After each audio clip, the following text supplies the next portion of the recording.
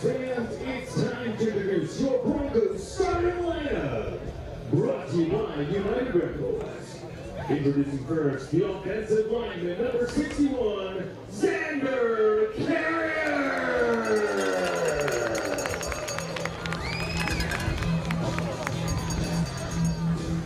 The offensive lineman, number 50, Devin Bachwin.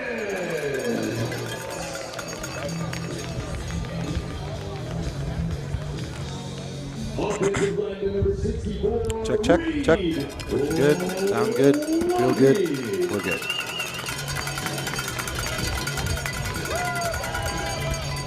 Offensive lineman, number 55, Jamin Dunn.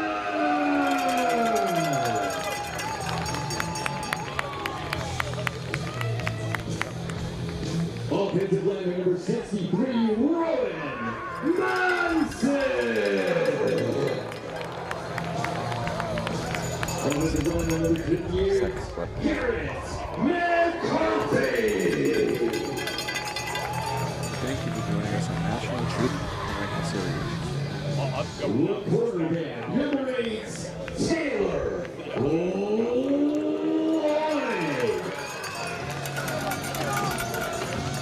The running back, number 47, Caden Chadway.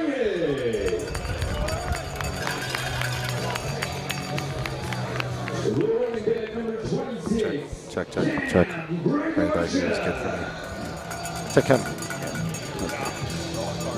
The running back, number 48, Drake Carrier.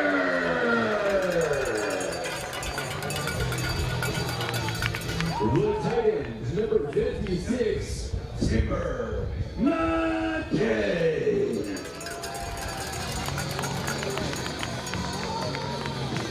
The wide receiver, number 88, Nick Woucher.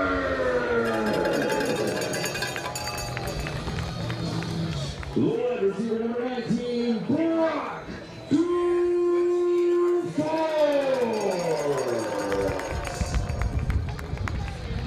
Wide receiver, number 1, Caleb Sands.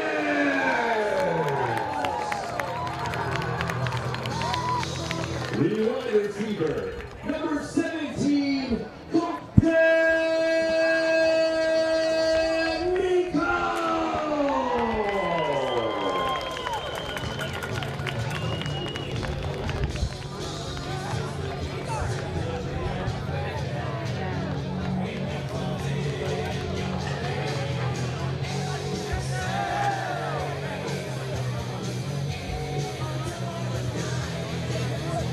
I'm ready whenever.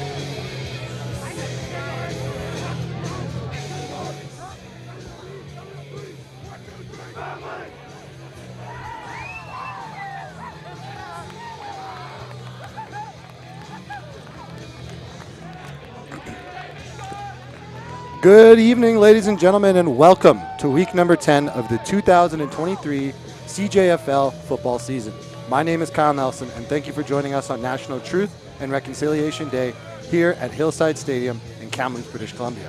First off, the Kamloops Broncos and Vancouver Island Raiders would like to recognize and acknowledge that today's game is being played on the traditional, unceded territory of the Kamloops Secwepemc Nation. Now, without any further ado, today's action, we have the Kamloops Broncos taking on the Vancouver Island Raiders at home, where both teams will be looking to secure their first victories late into the season. Oh, Canada, our home and native land, true patriot love in all of us command. With glowing hearts we see thee rise, the true north, strong and free. From far and wide, O Canada, we stand on guard for thee. God keep our land glorious and free. O Canada, we stand on guard.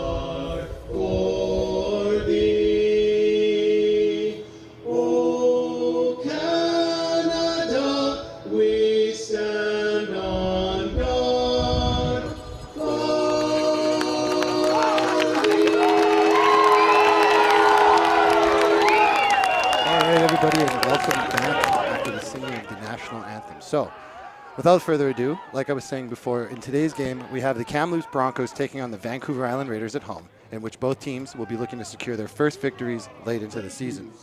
A quick little recap for Vancouver Island's game last week. They played the Langley Rams, and they actually allowed 56 points in the full length of the game, and they were able to put up 23 points. So, you know, they had a decent offense, but it seemed to be as if the defense was kind of where they were lacking. So with that being said, some of the keys to victory for Vancouver Island this game is definitely going to be establishing the pass game early, as their quarterback last week actually played quite well.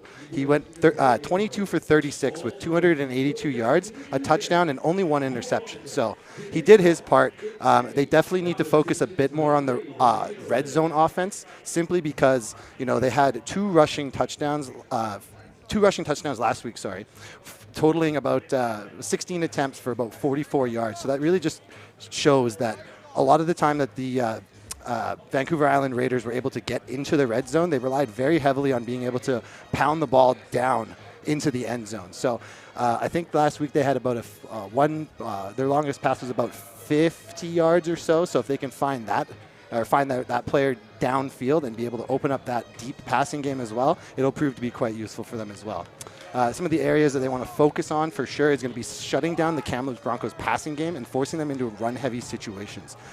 We've seen so far that Kamloops struggles pretty heavily trying to get the ball moving on the ground. So those are just a couple of things that we're going to have to look out for. As for Kamloops last week, they took on the West Shore Rebels, where they allowed 46 points and were only able to put up 6. So that just goes to show that their offense just needed to be a lot more proficient when they had the ball.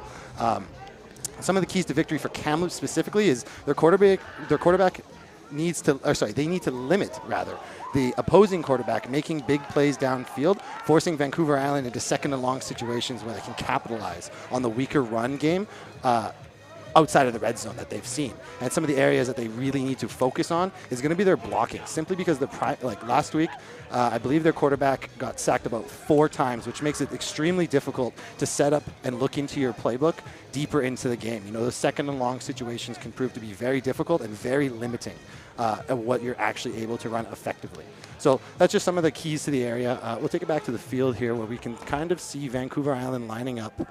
Personally, I was going over the notes, so I missed exactly who, but it appears as if Vancouver is going to be kicking and Kamloops is going to be receiving. That's kind of what we're looking at here while Kamloops gets set up.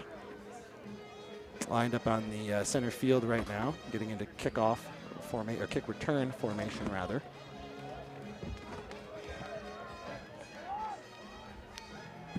Number 28 is going to be kicking the ball today. Number 28 is Sterling Henry. Kind of got the ball set up to the center left hash. We are moments away from being underway live here at Hillside Stadium in Kamloops, British Columbia. And once again, we want to thank everybody for joining us today on National Truth and Reconciliation Day. And we are officially underway. The ball is kicked relatively deep, and that's going to be received by number 1. Coming up the right side. He's got a bit of a lane to run, and he's going. He's got blocks ahead of him. He keeps going, and he's down what looks to be at about the center line. Solid return by him. I mean, he did a very good job on watching his blockers in front of him and sticking to that outside lane. You know, I'm as far away from that play as you can, but you could see that he was following that outside shoulder of his blocker and kind of putting his hand on there and going. So very nice job, very nice vision by the returnman there, who was number 1. That's Caleb Sens, of course. So we got the offense kind of at the just shy of the center line. Quarterback back in shotgun with 1 single back. Receivers now moving, and we got a handoff up the middle, which looks like it's going to go for about 6 yards. Not a bad run.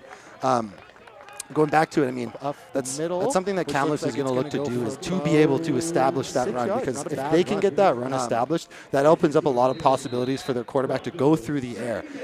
Kamloops hasn't really been a run-heavy team this year, or found a lot of success with it, so it's good to see them opening up with it and getting positive yards. Under center, shotgun formation once again.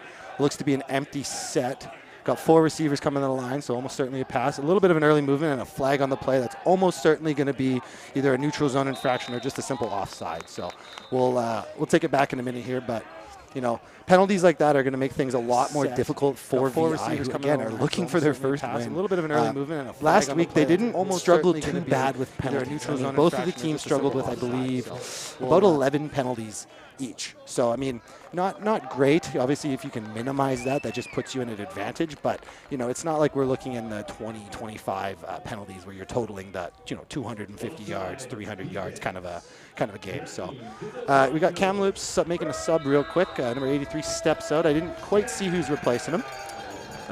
Quarterback back under shotgun formation again. Looks like he has a tight end just off the line. One single back in the field. A little bit early movement from VI, not flagged though, and that was a run up the center, which looks like it maybe got at most 5. Not a bad run. Again, Kamloops is really pushing the ball, which I kind of like to see because they're trying to establish some form of dominance, essentially, it seems, right? I mean, I can't remember off the top of my head, but if you look back at the remaining stat, or the previous stats up until this point for Kamloops, not a very run-heavy team. You know, they did not have a lot of success with running, so it's nice to see them actually putting out a lot of effort here. Single back again. And quarterback drops back, looks to his right and throws, and that is caught by number 17. That is Colton Meikle with the reception. And that's good enough for Broncos first down. So that was a short little slant throws, and that is by the looks of caught. You could see kind of by the time the ball was in his hand there, he was looking for Meikle to make that cut, which he did, and ball was placed well, so good on him. VI coming in a heavy set. We got a flag on the play here. Timeout called, it looks like, by Kamloops. So got a quick little break in the action here. But just before the ball was snapped, we noticed that VI had come out in what looked to be at least a 5-man set with some linebackers creeping up. So if that's their plan, then Kamloops is going to have to look to, if they can do this fast, a play action. If not, bring in that back and just look for those quick slant routes that they did with Meikle. Meikle was open as soon as he made that cut. He had enough separation to be able to make the play, and it worked quite well for them. So if Kamloops continues to do that, they should have success in those short zone type coverages. All right, we're getting back into it here. Single back set for Kamloops. Looks like VI's running 4-man with a linebacker creep. Oh no, that's 5.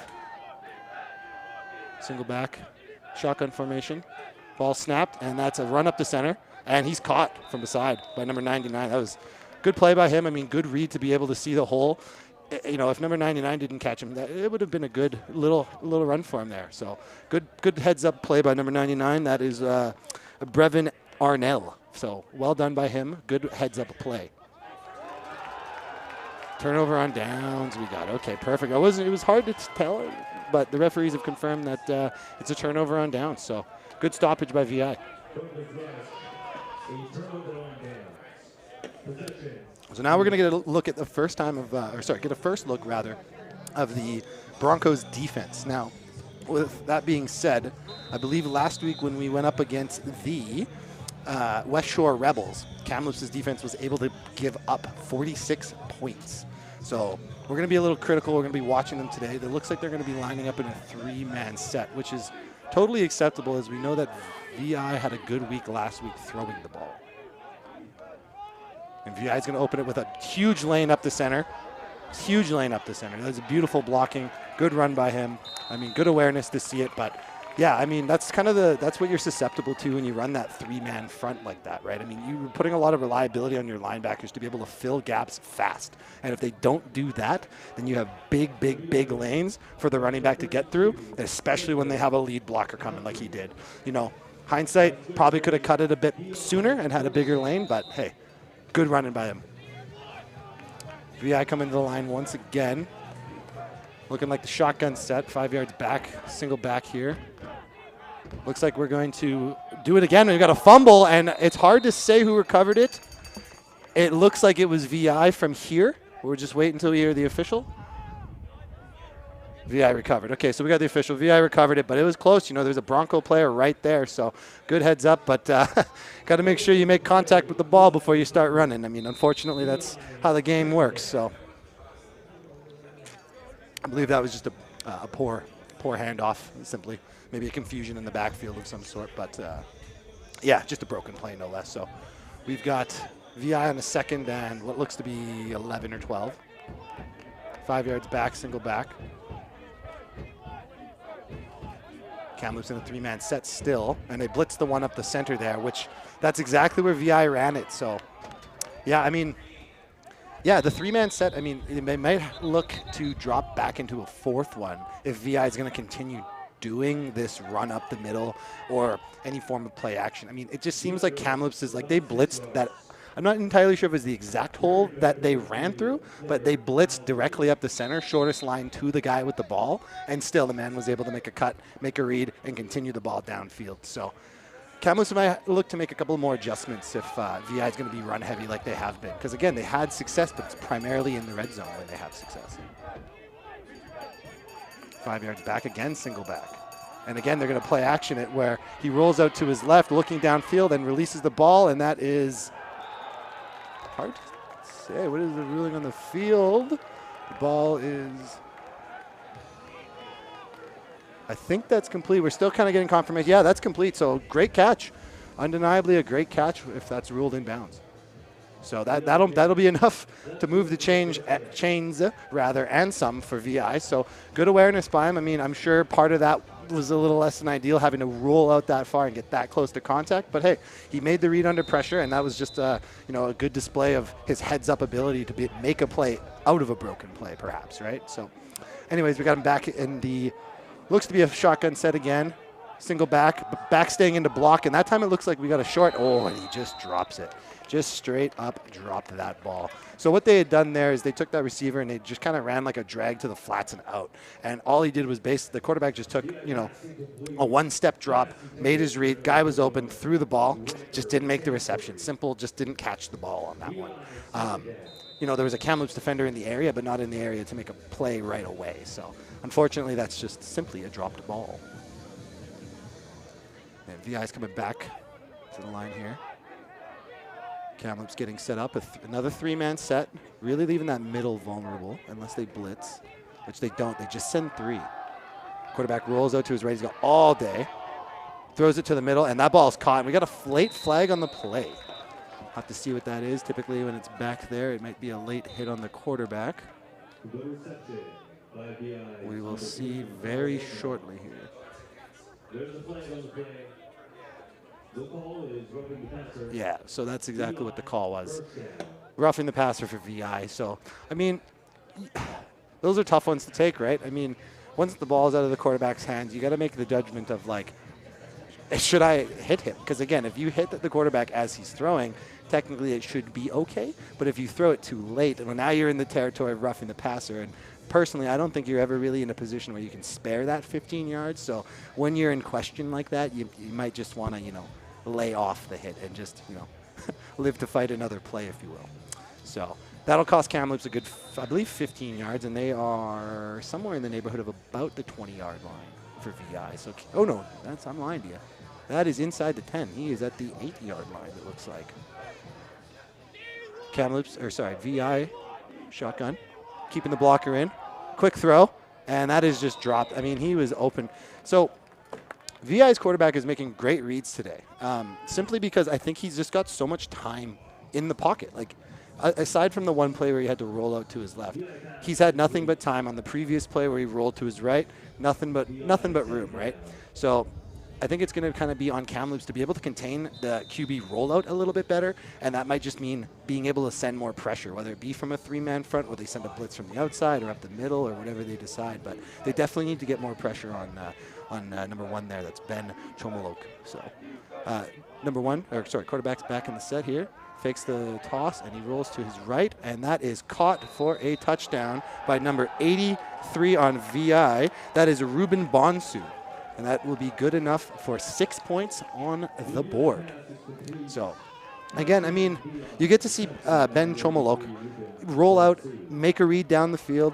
I mean, just kind of textbook quarterback stuff. He's not really feeling a lot of pressure. And again, if we kind of go back to what we were talking about earlier, where some of the keys that will almost certainly be prevalent is, we noted that establishing the pass game early is shutting down the pass game early for them is going to be a key feature because simply put, I mean, he played a good game last week, 282 yards, 1 touchdown, 1 interception. I mean, that's not a bad game to be able to be an effective quarterback. So that ball is up and it is good. So that will bring us to 7-0 for the Vancouver Island Raiders. But so just to quickly piggyback again, I mean, from that whole drive, what did we see from VI? Well, VI was able to keep them honest by respecting the run game. And I mean, as cliche and old school as that sound, it is true. You know, Vancouver was able to establish a decent run threat where Kamloops, you know, they ran it a couple times up the middle. Kamloops even blitzed up the middle, and they still were able to get positive yards, right? So I think if I'm Kamloops, I'm going back and I'm saying, hey, we really need to shut down one of those two things, whether it be we blitz and put pressure on the quarterback, or we try blitz and try to stuff any run attempts. But yeah, Kamloops is going to have to look to figure out kind of a different game plan to help contain their quarterback rollout, because I mean, he's got all the time in the world to make the reads down the field, and the more time you have, the more likely you are to find a read, you know, down the field like that. So kudos to Vancouver Island. So here we are, we're lined up for the kickoff, left side of the hash again. Same gentleman kicking, number 28. That's Sterling Henry again. Looks like we got Caleb Sens back there once again. And the ball is going directly to him.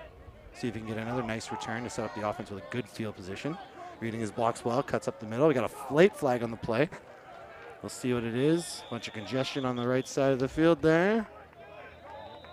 And that's the end of the play there. So shortly we will be able to see what the flag on the play was. Hard to say. It's not typically in a spot that would be an illegal block of some sort. But we will find out shortly. Yeah, they're taking it back. Okay, well, that's a penalty on Kamloops. So the ball will be spotted just about the 20-yard line for the Kamloops end zone. Quarterback lined up, shotgun position. With his back behind him there.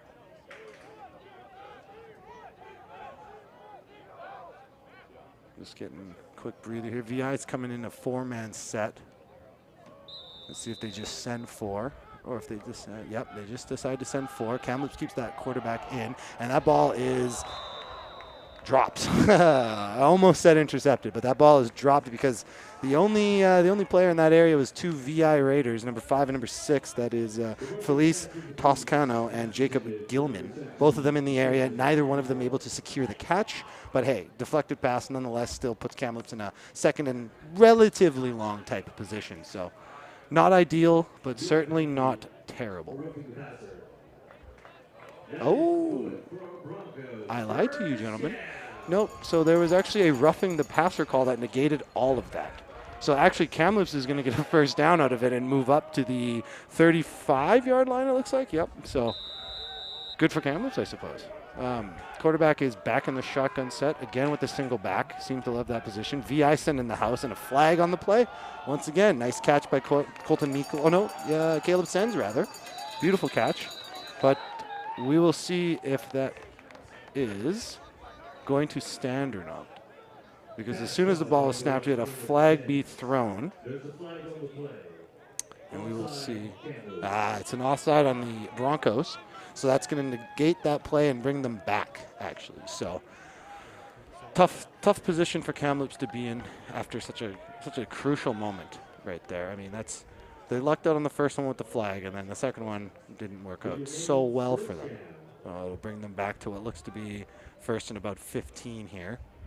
So Kamloops, we'll see what they do, whether they decide to just try to get some yards to make second and long a bit easier, or if they go for it, right? Lining up in the same position with the shotgun, single back. VI looks like they're sending bodies. They send a 4. And that's a quick throw. I mean, that is exactly what they did on the previous drive, where they Kamloops is in that shotgun set. So once the ball actually gets to the quarterback, you know, on those slant routes that they did, I mean, they just did the same thing, but on the other side of the field, like they did with Meikle. They just ran like a quick little slant drag kind of thing. So as soon as the ball gets to him, he maybe takes 1.5 steps back, and he's looking for his first read, which in that case, VI is playing that kind of zone defense. It's going to be there unless the linebacker decides to cheat it, which I mean, that opens up a deeper ball perhaps as well, right? So a whole lot of different options. VI in the 4-man set again. Kamloops looks like they have 2 backs this time. Let's see what they decide to do. 2 receivers in motion, and it is going to be a run directly to the outside left. Good awareness by him to bounce that back in, because initially it looked like he was going to try to stretch the field there, but he noticed that the outside linebacker was like right there, forcing him back in. And I mean, although the run may have not been as productive as they had hoped for, they got a first down. So the Broncos got to be happy about that one. Like I said, they were able to establish a bit of a run game to keep them honest, keep VI honest on and respecting their offense. So we've got shotgun formation again with a single back. Looks like VI is going to be sending some. They got sent 5 this time. Run on the left side, directly up, and he's going to be stopped at the, it's hard to say, about the 50, just shy of center field. Just shy, a yard shy. 5-yard carry is the official call. And we got looking at a Kamloops second down right now. VI lined up in that 4-man set. They've been doing it all day. Let's see if they send a blitz. Quarterback in that shotgun like he likes to be in. See what the running back decides to do. We got a creeping back here, and he's going to blitz and disrupt. Oof, beautiful play by the quarterback. Great read. And that caused, I mean, wow. Simply put, that was all just on the read that the quarterback made there. So they ran an option play. Sorry, I was watching that. They ran an option play, and you could see the quarterback make that read. Essentially, he put the ball in his hands. He saw that linebacker had blitzed, which is perfect for that play. The linebacker kind of hesitated a little bit because, I mean, it's the classic conundrum you face in an option type scenario is, do you go for the back or the QB? I mean, most guys will tell you to keep that outside guy because of reasons like that. But, hey, great play by the QB to read it and just bounce it out and take it downfield. He did it himself. Anyways, we got the quarterback back in the shotgun position. Single back again with VI in a 4-man front with 2 outside guys. Just sends the 4. Run up the center. That's a good run. Good little run for Kamloops. Hard to say the exact downage with all the bodies that are there, but, power running is good for Kamloops because, again, like we've said many, many times, we want them to establish both sides of the offense so that VI has to respect both sides of things, not just the pass or not just the run, right? So Kamloops is doing a good job of mixing it up and trying to keep VI on their toes, even while they're sending pressure. VI with a 4-man set again. I mean, Kamloops is just running that shotgun with a single back. Occasionally they have a second back in there. And again, they're just going to run it to that left side of the field. Running back bounces it out. It's number 26. He's taking it for some yards. And he's going to be brought down. Number 26 had the ball there.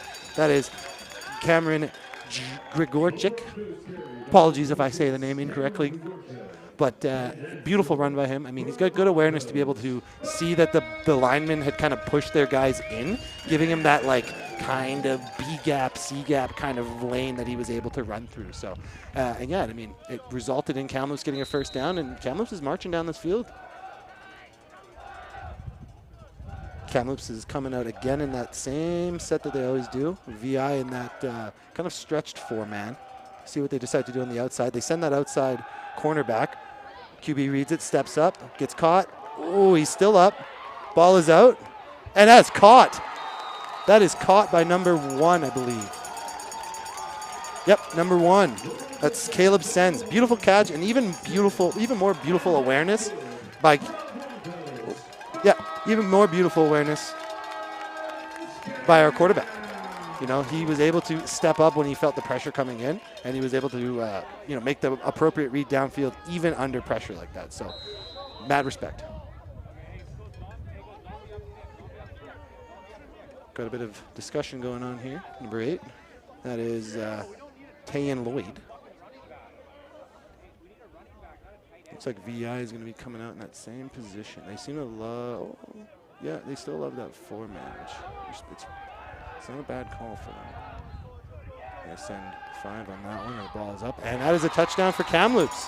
Beautiful. Number 1, that's Caleb Sens again with the reception, and barring the extra kick, we got ourselves a tied ball game here. So Kamloops was able to do a lot that drive. That was a crucial drive for Kamloops. They needed to respond to the VI touchdown. And they did a good job of mixing it up. They didn't just rely on one player or one offensive play, or they were able to kind of mix it in. They were able to mix in a good amount of pass and a good amount of run to force VI to stay honest. If they just ran it every time, VI could line up in a 5-man and just try to stuff every hole. Whereas if Kamloops had just ran an empty set and guaranteed to throw the ball, I mean, they could have gone a 3-man. Ooh, we got a broken play here, and that is.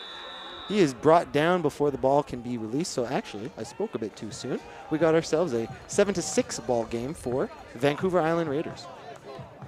But yeah, like we were saying, Kamloops did a good job on that drive, just marching down the field. VI seemed to struggle a little bit with those runs directly up the center, which is odd simply because, they are stuffing 4 guys in there with the occasional 5th-man blitz. So maybe they're blitzing at the wrong time. Maybe their blitzes aren't staying true to where they're supposed to go. For example, in that option play, we watched the outside linebacker come hard down on the running back. And, I believe it was number 8 who's filling in for QB today. I'm incorrect, but Tayan Lloyd was able to make the read, the correct read at that, and be able to just bounce it out for what was probably 10 to 15 yards and an easy first down for Kamloops, right? So, I mean, he had to get it done on his legs, but hey, that's why you get yourself a nice little mobile quarterback to be able to keep your dual threat options open, right? So, yeah, great job by Kamloops on there, and we'll look to see how VI responds, whether they're going to have a bit more sense of urgency to respond before it's just a quarter, or if they're going to just still try to play a slow and methodical game like they've been doing, driving the ball down when need be. So Kamloops is going to kick the ball. Oh, a short. We got an offside. Yeah. Well, a noble attempt by Kamloops. I mean, they basically went for the onside type of kick, but I don't believe it made it far enough. So there's flags all over the field. And there was offsides as well. Oh, and apparently there were several folks offsides. So, yeah, that one's certainly not going to count, but a noble effort by Kamloops, no less. VI will certainly be kind of aware moving forward of some of the trickery that the Broncos may like to employ in their game plan here. So it looks like we got number 31. He's setting up the kick here. That's Tegan Norrish. Oh, let me check that. That's Reese Huber, number 36. My apologies. No, I think it was, no flag on the play. All right, so number 36, he's dropping back. We'll see if they try to do some sneaky stuff or if they're going to just perhaps squib it down the center. And that ball is up and, okay, again, they're going to go part 2. And that ball is out of bounds, and a flag comes out on the play. So the ball sails out of bounds. And we are just waiting for the officials to give us the official ruling. So, and I believe, if I'm not mistaken, that will be going towards the Broncos. Wow, okay. So you know what? Success on the end of the Broncos there. Evidently, great kick. He was able to retain the ball for Kamloops, and I mean that's huge for them, right? I mean, if they're able to replicate that exact same drive, chew the clock down, and put up another 6, possibly 7, and go into the second, up by, I guess that would be 7 if they landed, right? That would be huge for them because, it gives them a bit of confidence to continue doing what they're doing on offense and know that, like, hey, we can do this. So quarterback's back. We got a bit of a motion here. And play action. Short pass. That's number 17. Right down the middle. Ooh, big truck.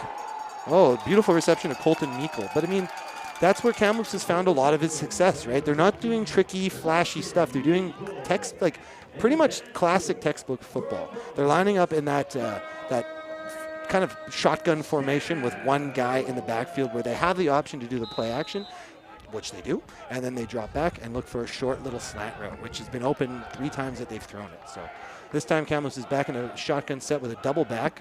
Motion to the line here, just off the line. And he's going to stick around and then release. Ball is to the left side, and that will be good enough for what looks to be a Kamloops first down. So what Kamloops had done on that one is they had two guys in the back, and they brought that closest one on the left-hand side to the quarterback. They brought him not on the line, but just off the line. So as the ball was snapped, he was able to act as a lead blocker, assisting the tackle. So the tackle was able to, essentially the tight end was able to act as an additional blocker before breaking off and then trying to go to that second level and block that outside linebacker so that we could get even more yards after the carry. So good heads-up play by him. Got ourselves another shotgun formation, same as the last one, motion to the line, and we'll see, that's a drag play action, another short one, and the ball is just, no catch. That ball was thrown high, but I believe it was thrown directly to Meikle once again on the exact same route that Kamloops has found all of its success in today. VI should at some point be able to see that, hey, when they do a play action or, they have certain tendencies that they like to do. I mean, Kamloops has thrown, I think that's the fourth time they've thrown that like one-step drop, quick throw. So if VI starts to pick up on it, maybe they put a couple of guys in man coverage as opposed to zone. So here we go. We got a double setback once again. Quarterback in the shotgun, drops back 1 or 2 steps, ball is out, and that is defended very well. Very well indeed by number 5 there. That is Felice Toscano. That ball was going directly into Meikle's hands, but defended well.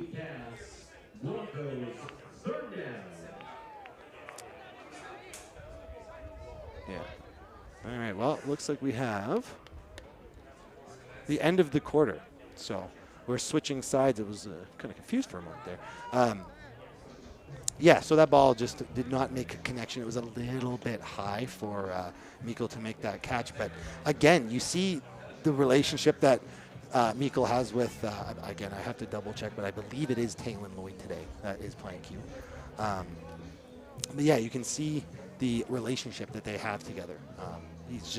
He's looking for him as soon as he makes that 1 to 2 step drop. His first read has been Meikle. So if VI can put a stop to that by putting maybe not like an additional man on him, but have somebody, instead of having all the guys in zone, having, most of them in zone and 2 guys maybe playing man on 2 of the threats. I mean, that's one way to mitigate those short 1 to 2 step drops and then throw, right? Especially when you have a play action in that as well, right? Because that just takes even more time to establish. So the longer that Kamloops takes to establish it, the better it will work out for them. Got ourselves lined up. So looks like it's just going to be a rudimentary, regular old kick here. Let's see pretty quick. See if Kamloops is going to look to go up by 2 at the start of the second quarter here. It's kind of waiting for the action to get started. All right, we're whistled in and about to get underway. We have number 36 going to take the kick for Kamloops. That is Reese Huber once again. Ball snapped, kick is up, and it is no good. Kick is no good. So, kick was a little bit wide to the left, dinged the post directly, and that will be no good. Turnover for Vancouver Island Raiders. So we're going to look to see what exactly Kamloops is going to try to do moving forward here. Unfortunately, they weren't able to get the 3, so now their game plan might change just a touch. But, of course, they're going to look to try to get VI to go 3 and out as fast as possible. They're going to look to try to just get back on offense because they've been so proficient so far on offense, except for the PAT and the field goal that they just unfortunately missed. But moving the ball well and finding their targets downfield has been very successful for Kamloops so far. So VI lined in a shotgun, single back set again, and they're going to hand it directly up the center. And he's brought down, which looks to be 2 yards shy. So it looks like it'll be about a 2nd and 8 type situation. Hard to say. No, I might be lying to you folks. Nope. Yep, about 2nd and 8 here. So VI is going back to their huddle here. Coming back to the line here. Kamloops is still lined up in that 3-man set, but they are kind of cheating a linebacker down a little bit. Oh, no, that's just because there's a guy there. Fair enough. Oh, we got a timeout on VI's hands here. But you can see that Kamloops is still coming out in that 3-man set. I'd be really, really curious to see if Kamloops continues to come out in that 3-man, if Vancouver Island is able to continue the success that they had just directly running up the middle like that, right? Like, if I'm not mistaken, Vancouver Island, rather, didn't even really run a play action on that. They kind of just directly handed that up the middle for them. And, you know, that would have been, I mean, that was a good run. So, simply put, I mean, if VI can continue to do that, Kamloops is going to need to make an adjustment, whether it be, I mean, we haven't seen them shift into a 4-man, but if they can shift into the 4-man, it might put a little bit more pressure on the run game. But with that being said, that takes one of their, you know, DBs of some sort out of that coverage, which could, as we know, open up the air for, who is that, Ben Chomoluk. So who is able to make connections. We've seen it, right? So anyways, we got him back in the shotgun set, single back. As it coming to the line here, and we got a direct handoff off the right side, and that'll look like it's good enough to get Vancouver Island a first down. And that will be good. Yep, that is exactly right. Good for a Vancouver Island first down. So again, they're just doing more of what we expected, doing more of what we expected this drive, rather. They've seen success with just kind of running the ball up the middle, so like, why would they stop? They're having nothing but success with it. So let's see if they go back to it and what Kamloops does to respond. Same formation, and play action for a screen that time. And that'll be just shy of the first down, I believe, for them. Looks kind of like a 2nd and 8 type scenario. But it's smart play calling by VI. I mean, they run that same play 2 times in a row out of the same exact set, and then they just switch it off to a screen, a quick dump off screen pass. So, I mean, it got them what leaks to be 7 yards. So, I mean, you still call that a pretty successful play. And again, good heads up play by the quarterback to just dump it off and say, go. VI coming back to the line. Kamloops still in that 3-man. Creeping one guy low.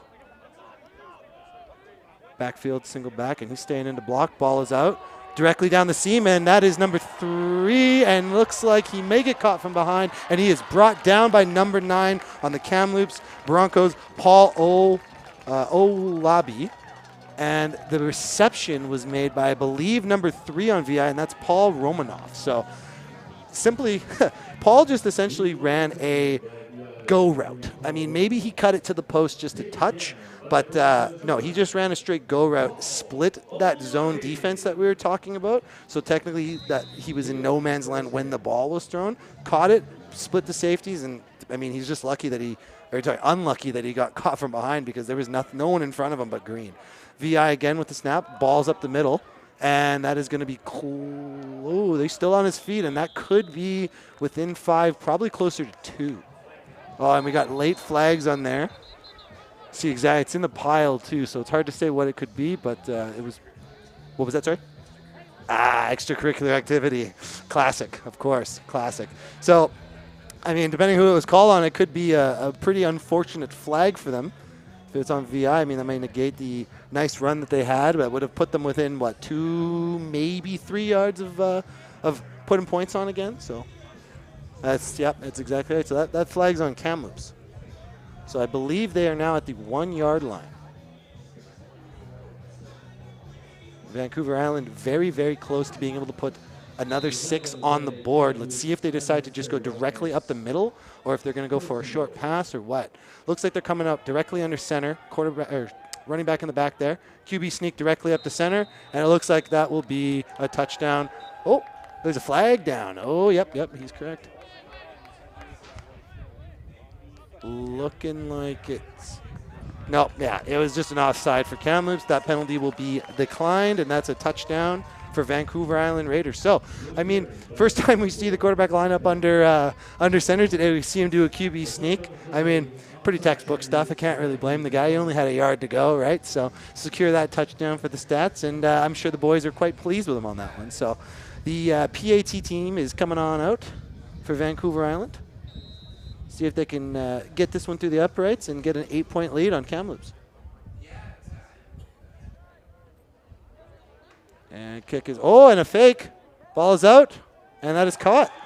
So that's 2 points, bringing them. Well, so now Vancouver Island goes for 2 and succeeds, bringing the game to 15-6 for the Vancouver Island Raiders. That was a solid fake. That was a good fake. Was not expecting that. We thought that they would kind of just go for the regular old 1 point there, but I suppose even if they didn't get it, it wasn't detrimental necessarily, seeing that Kamloops missed the kick. Their PAT rather. So either way, Vancouver Island now up by, 9? No, 8. Yeah, we'll go with 8. 9. We've got them lining up for kickoff right about now. Looks like we've got, Caleb Sens again? Yeah, Caleb Sens back there and Meikle. So 2 of the most active guys we've seen on Kamloops today. Both back there ready to receive the kick.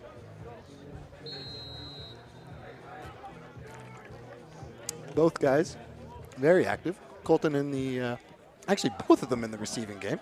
Colton's just been ready and open on all those short drag / slant routes that they've been running. And Caleb Sens has several nice returns today. So let's see if we can tag on another one. Looks like they're going to go for the short kick. Everybody's doing it, and that is, maybe recovered by VI. Yep. So Kamloops had it in their possession initially, and then VI's player, I didn't catch the number, but VI made a very nice play of just bumping the man before he could fully secure it, lodging the ball free, and then falling on it. So smart football IQ by the boys there. They knew that all they had to do was just get that ball free and fall on it before it goes out of bounds. So good job by VI, and we'll look to see what they decide to do on offense right about here after a successful touchdown and then a successful 2-point as well on top of that. So they've got to be beaming with confidence at the moment, while Kamloops is looking to make some adjustments and hopefully kind of stuff that run. I mean, I think that's their biggest issue right now, is they just cannot stop the middle run. And here we go. We see Kamloops lining up with a much more aggressive 6-man front by the looks of things. VI single back set, rolling out, and the ball is going directly to the left side and dragged to the outside of the field. Hard to say. Yep. It looks like it is going to be about a 5-6 yard gain for a VI. So despite Kamloops still lining up in that didn't exactly count, but it appeared to be they loaded the lineup with 5 or 6 guys. I don't know if it was the play called by VI to bounce it out like that, but that was brilliant to do because that was the only lane they had. Kamloops filled every other hole in the center there. So VI back in the shotgun, more of a pistol set. Shotgun, pistol, and we got a handoff, late handoff, and he is dragged down at the end, just shy of the initial line of scrimmage. So they're going to lose about maybe a yard and bring it up third and about 5 perhaps. Very close. So we'll see what VI decides to do now. Either way, it's not a third and long type situation. And I mean, even if they decided to go for it here, they're not like they're giving the Broncos the greatest field position necessarily. So I'll have to see exactly what they decide to do. It looks like they're just going to go for it, which is noble, respected in the game here. Third down, same exact set they've ran. Shotgun, single back. The back staying in to block this time. Ball is downfield to number 3, and that is caught, and he's pushed out of bounds at about the 20-yard line. Number 3, that is Paul Romanoff again with the reception. And that ball, that is officially caught and secure. No flags. Everything looks good. So didn't catch exactly how far that reception was, but again, that was a good read for him. I mean, he was able to see him downfield. He put the ball in a good position where Romanoff was able to catch it, and it wasn't really in danger at all, which is crucial for them because they really cannot afford a turnover, especially as they're building momentum like they are right now. So VI coming back in the shotgun set. They've got single back there, and he's going to stay in to block as well. Quarterback rolling to his right there. Ball is out, off balance, and that is just shy. I mean, he kind of had to step on the 2 Kamloops defenders there. It would have required an absolutely perfect ball on the run, but it was doable in a perfect world. Can't really fault him as he was rolling and had to make a decent throw at that, but, VI was, at least they put in the, number 88 at least put in the effort to try to get that ball, although it was underthrown. So a good effort by him, no less. So, all right, we got, looks like the ball is in the, exactly same position. 2nd and 10 on the 20-yard line. VI, shotgun set. Single back. Ball snapped. Quarterback drops 1-2 steps, and he steps up into the pocket. Looks like he's just going to run it. Goes for the juke to the middle, and he's brought down after a gain of about 3, perhaps. Yeah, close. Hard to say exactly where he is, but the short gain no less, bringing up a third and about, okay, maybe you got a bit more than I was expecting here. Bringing up at about a 3rd and 4, perhaps. So we saw that VI went for it last time and what didn't even really bat an eye, so it'd be odd to see them not. And, yeah, I'm almost certain. Yeah, they're lined up. They got their quarterback out there. They're going for it. I mean, it'd be silly not to at this point, right? What do we got here? We got Kamloops is still, yeah, Kamloops is going in that power kind of set. I mean, they're close now. VI hasn't changed their position. They run directly up the center. And I believe got 3 yards is the call. And I believe if it's 3, that should be a first down. Let's see. I believe there's. Oh, no. It's official. Yeah, we're good. Yeah, that's a first down for Vancouver Island. So bringing up a fresh new set of downs for them here. We'll see what they decide to do. So this is where they were effective last week with their run game. I mean, they were able to score their 2 touchdowns basically inside the red zone. I mean, their yards were, I believe, running back at 14 carries. And ball is out to the outside there, and he looks like he's going to be brought down actually with a loss of about 3. Yeah, loss of about 3, number 32 with the carry.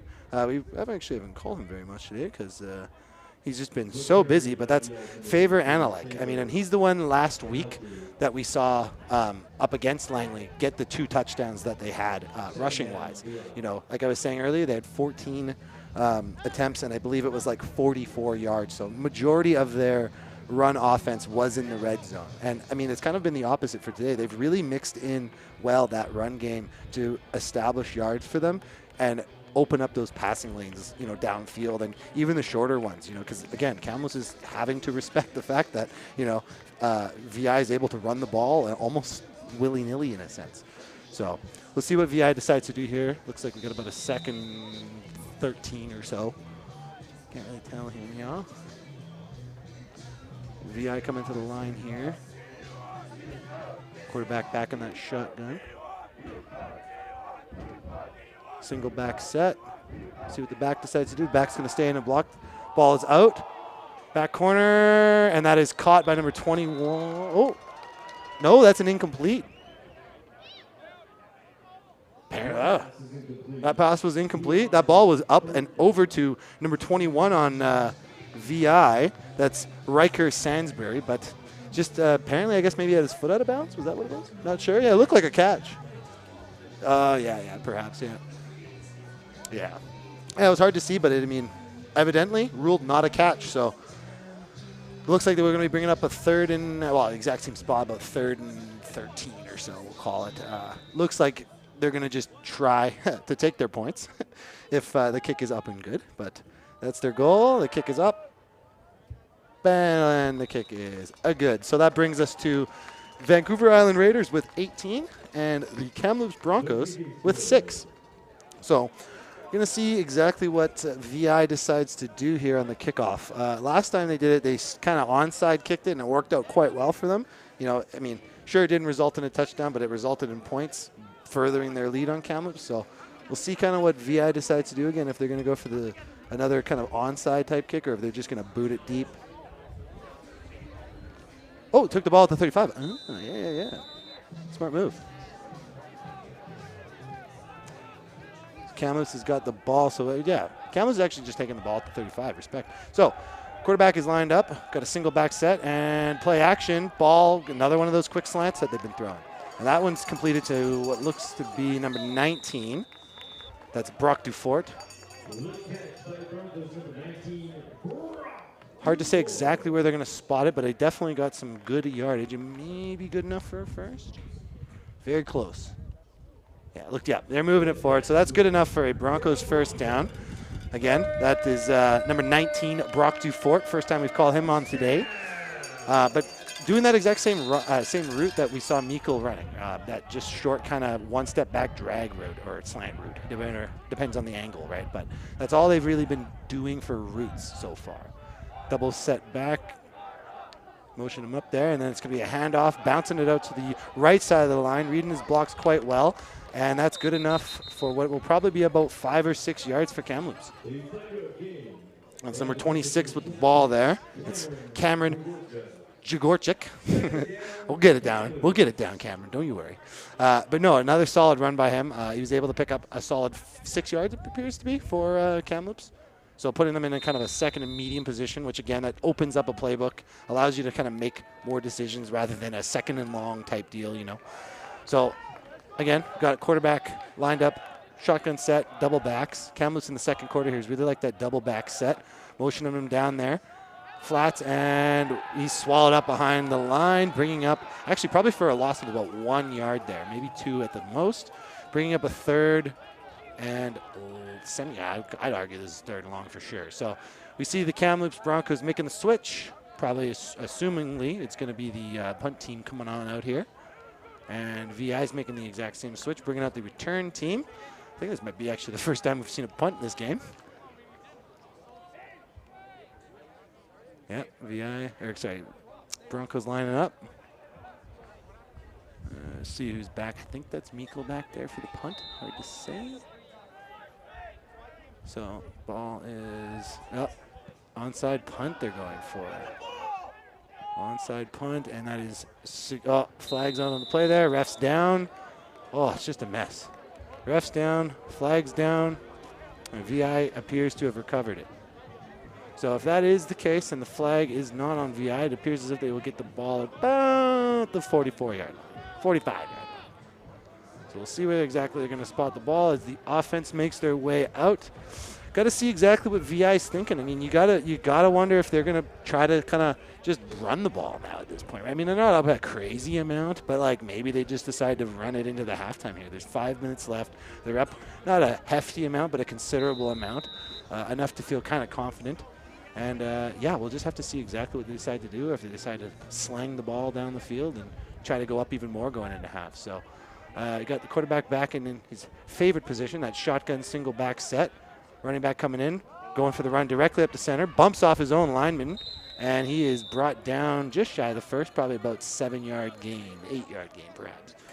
So, I mean, again, that's solid running by Faber Analyk. I mean, he not only did he make the hole that he needed, he just bumped his lineman. He didn't. I mean, and that's kind of classic running back type stuff, right? Like, you're supposed to go through this hole, lineman's blocking it. If you need to, put your hand on his back and push through that hole, and that's exactly what Faber did. So, and that was able to bring him about 5 to 6 yards on the run here. So got another shotgun type formation here, single back. We're going to see him, running back stays into block, and that's a quick slant route. So now we see VI kind of seeing the success that Kamloops had with those slant routes, and they think, maybe we can give that a whirl as well, and they do the exact same thing. Would have had success if the ball was hung on to by the receiver, but unfortunately the ball is dropped, so that'll bring up a third and kind of medium situation.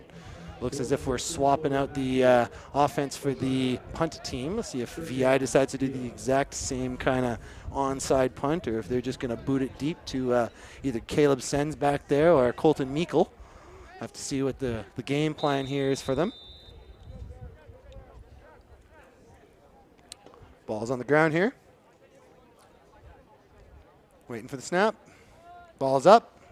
Kick is off. All right, little kick going directly to Caleb Sens, and that's out of bounds.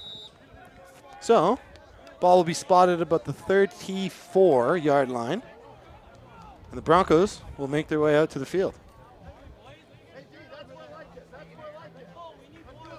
So far, we've seen a lot of different looks from the Kamloops offense, but in the last couple of drives, they've struggled to really get things moving and establish points on the board.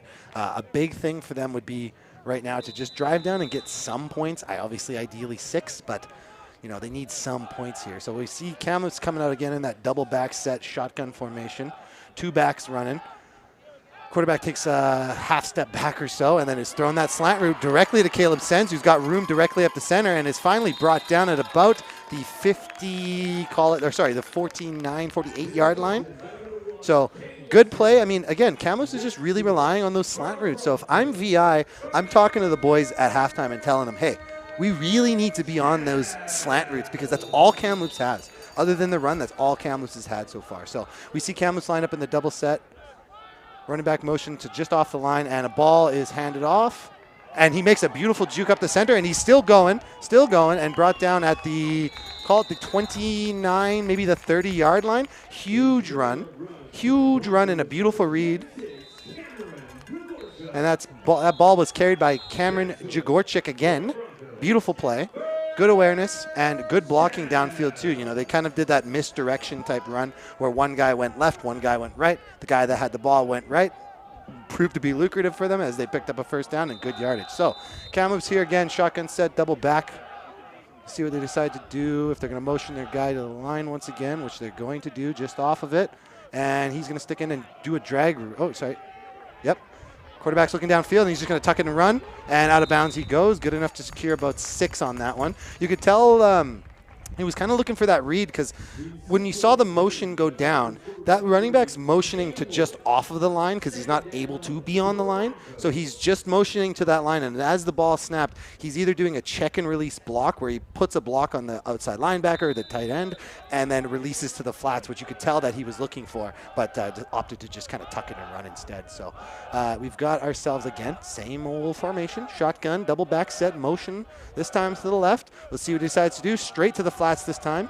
And that is a run up the center, bringing up, I think, third, and what would probably be about short, maybe one. We'll see what the official spot is pretty quick here. Looks to be about 1 yard.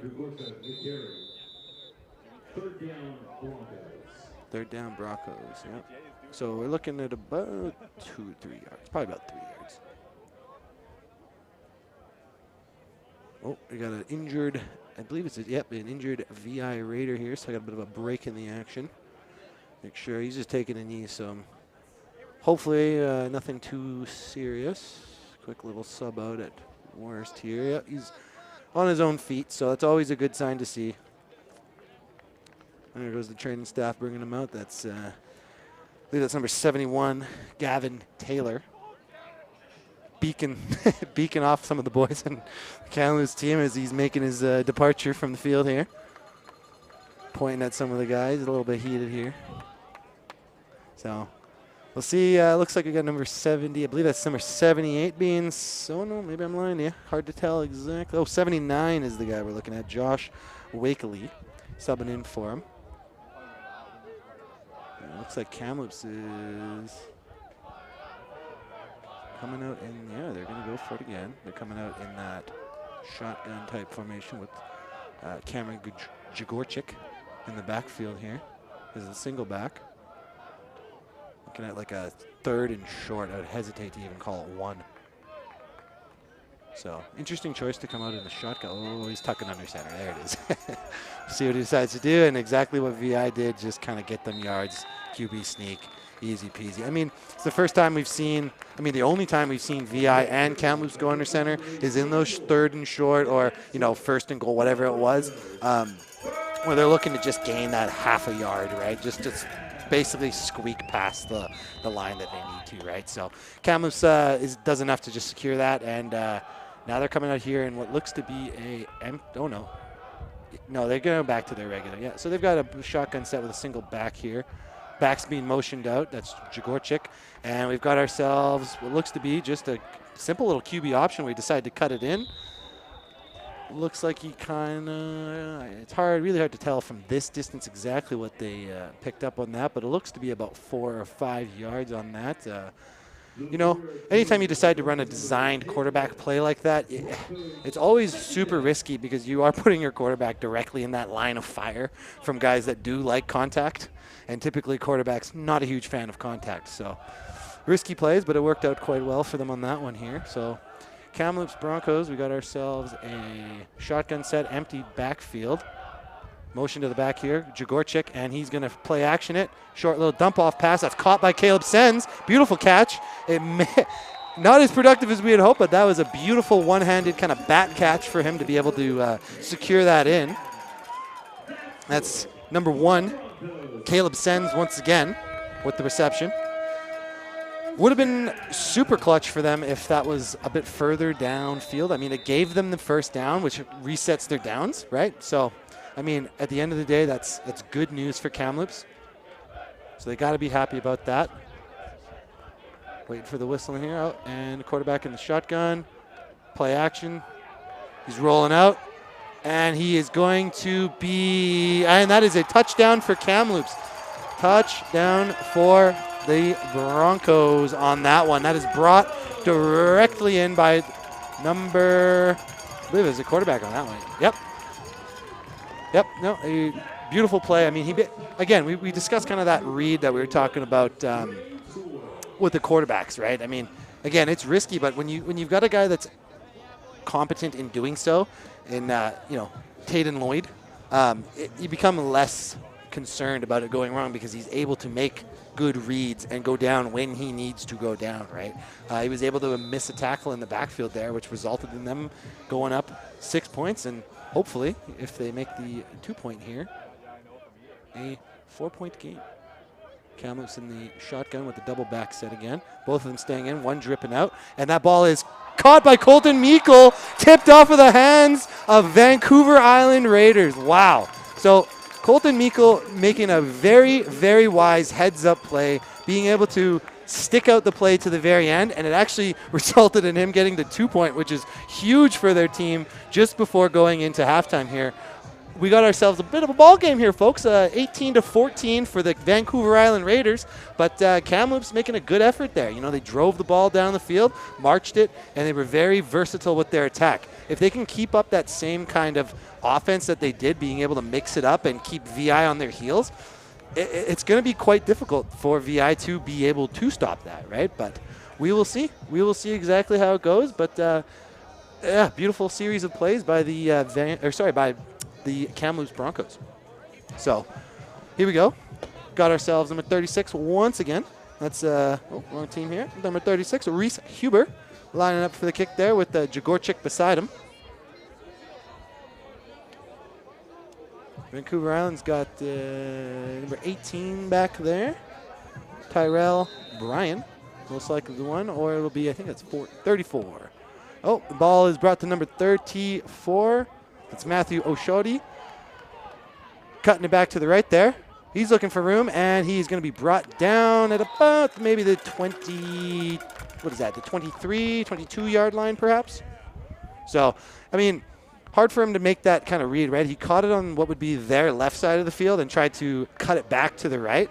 Not a bad play per se, especially because there was so many Broncos coming down on that short side of the field that, you know, at moments like that, maybe it's worth trying to bounce it out, right? You get that one lane, you've separated yourself from the rest of the pack essentially. And if you have the jets to turn on, then, you know, that's what we saw Caleb Sens do on the opening one, right? He turned the jets on and was able to get damn near center field on that, right? So Kamloops again coming up with the 3-man front, creeping that blitz. And they send 4 that time, and we got a flag on the play, but that ball was thrown kind of behind, almost like a toss screen kind of deal to, I believe that's Favor Analyke once again. But all of this is irrelevant now because there was a flag on the play, which will negate everything. Let's see exactly what the officials decide to call here. Yep, we got our offsides on Kamloops, so that will be beneficial for the Vancouver Island Raiders. I'm bringing them a 1st and 5 type situation now, which again, as we know, opens up all sorts of plays. You can call whatever you want in a 1st and 5 type situation because you know you still got 2nd down, and at that, it's 2nd and 5. So, got plenty of weapons that you can use in your arsenal right now. We'll see what Kamloops tries to do. I mean, we've talked about some of the things that they can do to rectify the run game. Looks like VI is coming out really fast here. Shotgun set, single back, motion to the right side, might be a screen. Ball is up, and that is exactly, no, not a screen, just a simple little drag, or wheel route rather.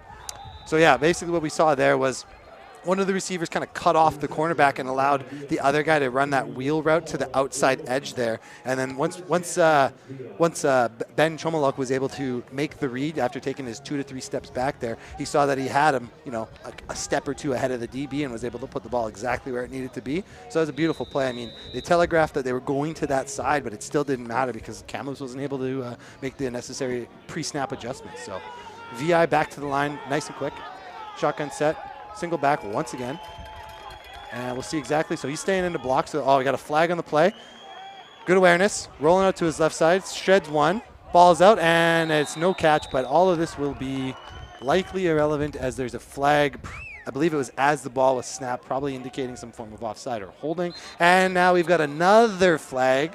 We're going to have to see exactly who that one's on, but it's almost certainly players getting chippy with each other, which you hate to see it simply because you're costing not yourself anything, but simply your team. And especially in a game like this where you've got 18-14, it's rough. You don't want to have any unnecessary penalties. Oh, is it against Kamloops?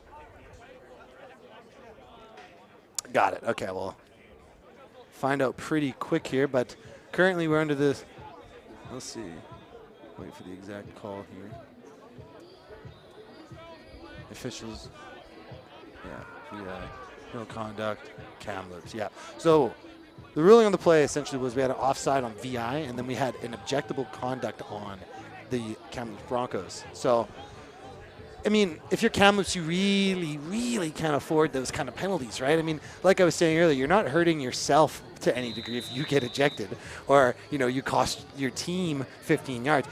You're hurting the team. So you really got to buckle in on moments like that. So we've got the VI Raiders again, same traditional formation, shotgun, single back. See what the running back decides to do. Running back's going to stay in, so it's mostly likely a pass. Ball is going downfield directly through the seams, and that ball is knocked free, but very close to being caught by number 36 there.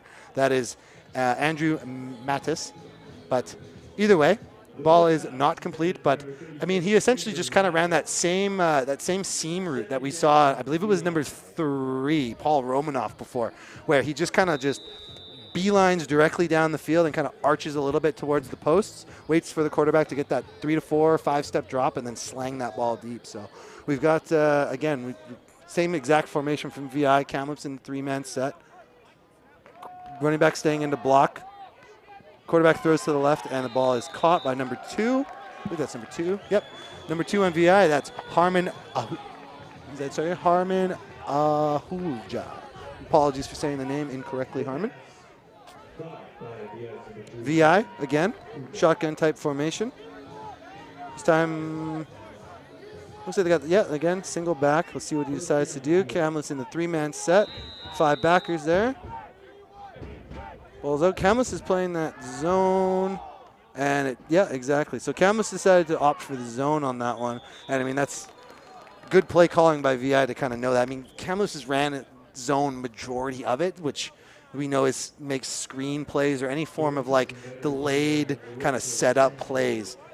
That's what those are susceptible to, right? If you run a zone, you're putting yourself at risk for getting beat on those kind of screen plays or those zone beater plays type deal, right? So, I mean, the same kind of idea as the drag or the slant as a pass, right? Where you just wait for that receiver to be in between zones where it's kind of like what we would call as no man's land. And then, the quarterback's just got to make the read at that point and get the ball in the receiver's hands. So, good effort by VI on that one. So, see what Kamloops decides to do. Got ourselves a little breather here. Water coming in, hydrating the lads. Got a little pause in the action here. Let's see, Kamloops looking to get everybody hyped up here. And VI making their way back to the line of scrimmage. Center with a bit of hustle in his butt there. QB, again, I mean, sound like a broken record here. QB, this time he's actually kind of, number 32 is lined up. He's got a single back formation here, almost certainly indicating a pass. Roll out to the right. Blitz coming in hot, and that ball is just thrown away. Great job by number 44 on the Kamloops. That's Maxime Bosque. I mean, he was able to, as soon as the ball was snapped, it felt like he was in the quarterback's face, putting immediate pressure on him, which is exactly what Kamloops is going to need to do if they want to rectify that efficient VI offense, right? Kamloops has made a good turn so far. They've got about 5 seconds left in the half.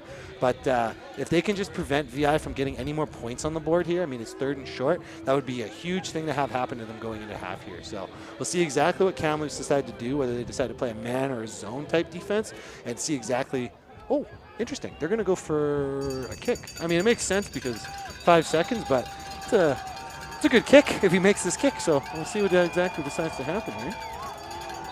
We'll see if Kamloops puts the pressure on. We've got one guy back. Timeout, Kamloops, okay. So we got a little breather here. I think it's just a simple swap. It looks like they're throwing Meikle back there. Yeah, that's what they're doing. They're tagging out. That's number 32 for the Broncos there. That's Keegan Curtis getting tagged out for Colton Meikle here, just in case the kick is not good and, we want to give it a little bit return before the halftime ends. Or, sorry, halftime begins, rather. So everybody making their way back to the line here. And getting set. Taking their sweet time. Running out there. Oh.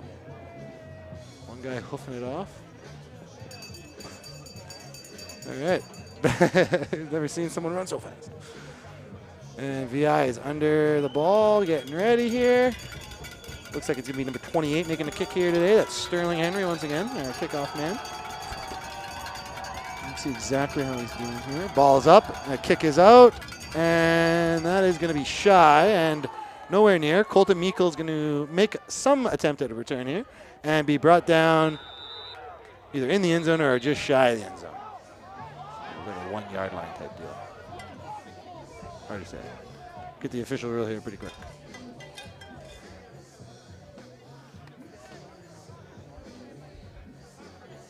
So just kind of watching the refs here. Sorry for the pause in the action. Trying to figure out exactly what the call is going to be. Oh, either way, marching the ball back, giving it to the official. Shrugs are being thrown. Kind of waiting for the official call here. Because at the end of this here, we're going to be bringing him into halftime. So I guess we're kind of just waiting to see, was he in the end zone or was he in the one kind of deal? Oh, holding. That's what we got there. I didn't even see that there was a flag down. Okay, well, either way, we had a holding call to end the half here. And, yeah, so we're going to take a quick little intermission here, and we'll be back as the action returns in the second half.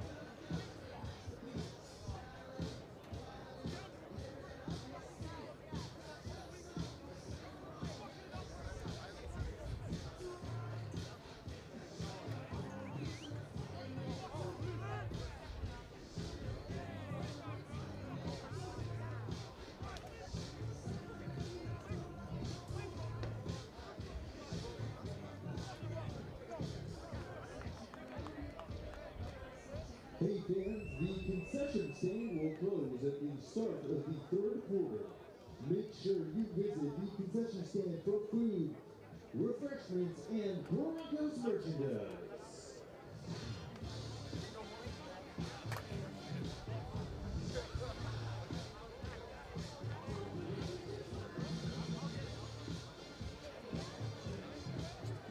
Hey fans, make sure to visit the beer garden located next to the bleachers on the right side of the field. All refreshments are brought to you by the Kamloops Sports Council.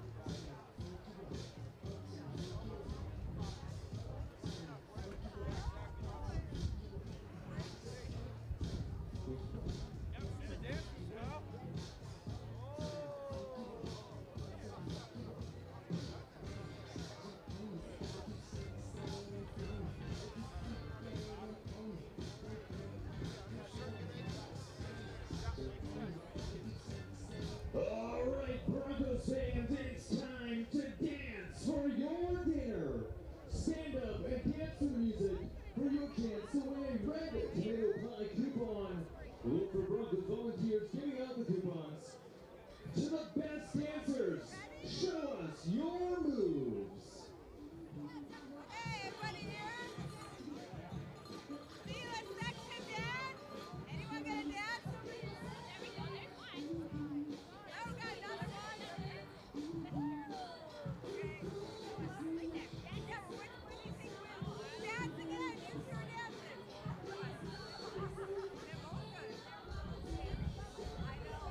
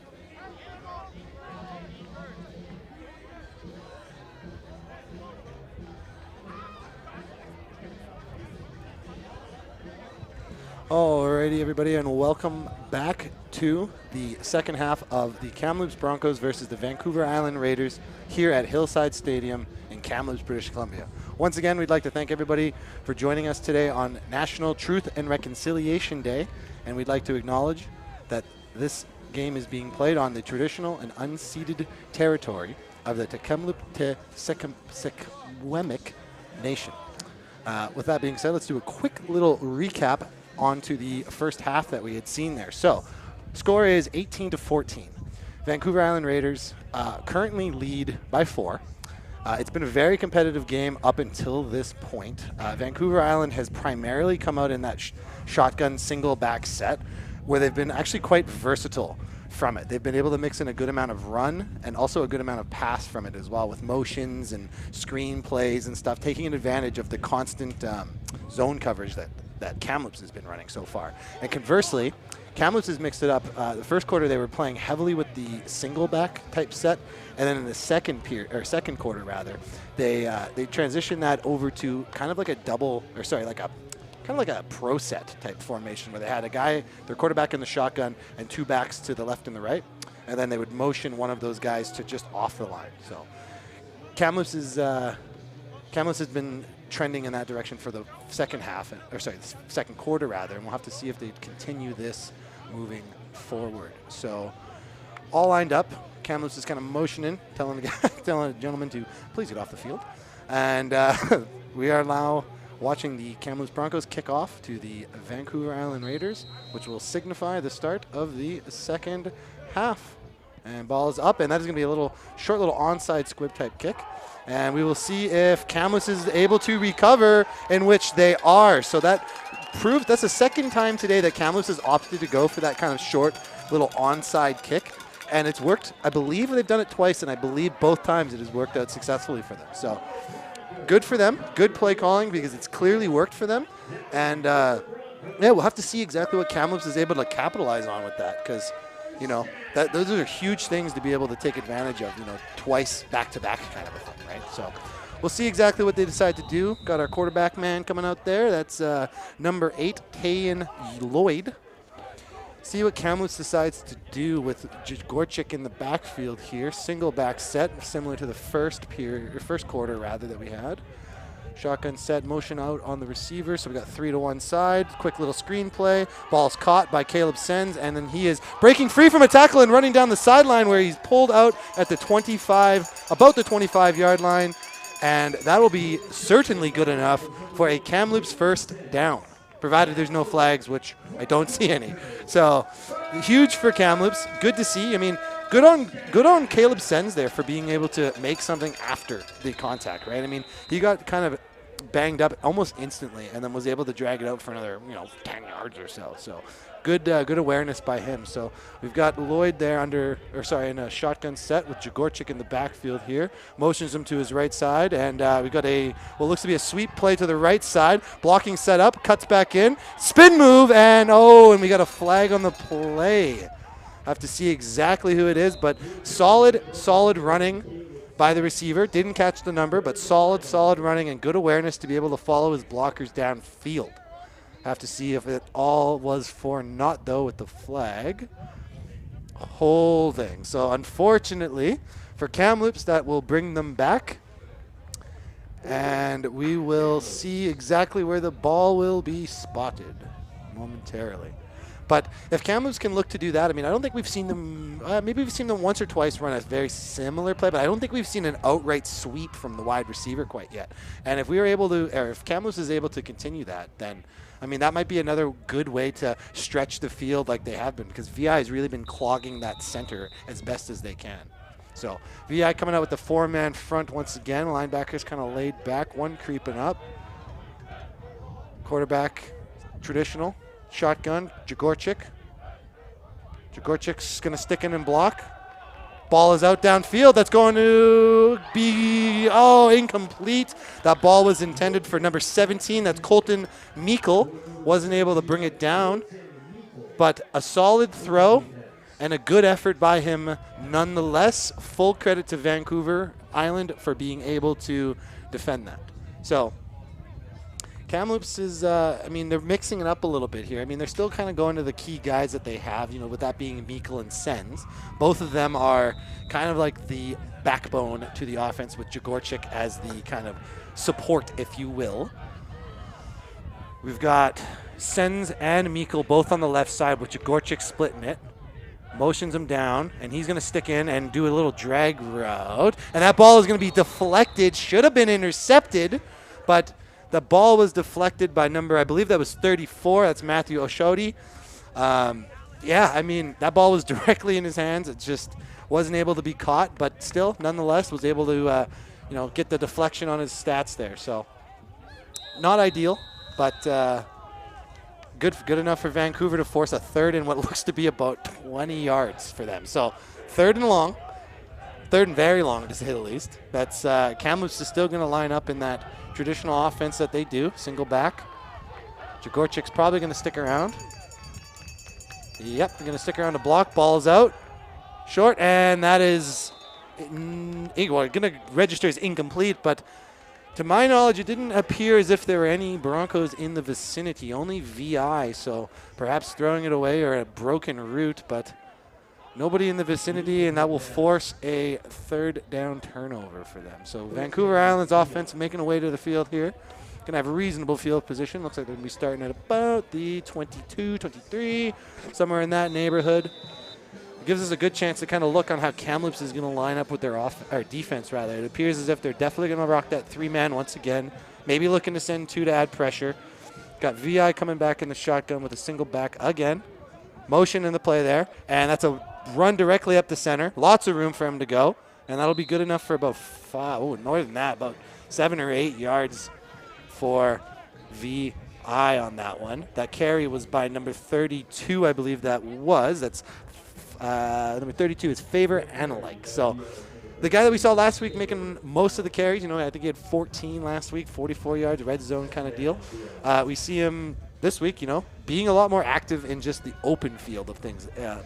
VI depending on him to kind of get them those, like we're looking at, second and short type situations, which again opens up the playbook quite a bit. So shotgun set, single back. Going to see what happens. Run, play action. Ball is down the center, and he's going to be tackled at about the, hard to say, the 4, no, can't really see from here. Either way. Oh, we got a guy down. That's what's going on here.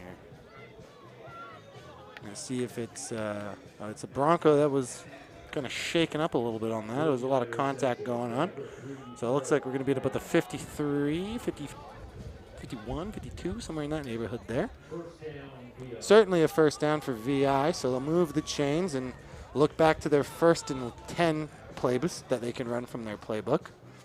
VI's got a lot of hustle getting to the line in this half so far, or to open this half, rather. You know, we see their linemen get set almost instantaneously before the receivers are even fully set. Running back's going to stay in the block this time. Ball is out, and that ball is incomplete, deflected by number 21 on the Broncos. That's Jack Bateman. So good job by Jack to be able to read the play and deflect the ball and force VI to come up with a second and 10 situation.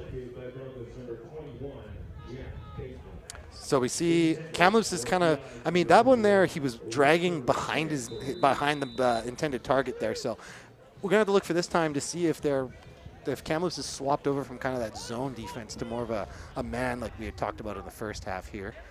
VI already set under center like we're talking about, the lineman nice and quick.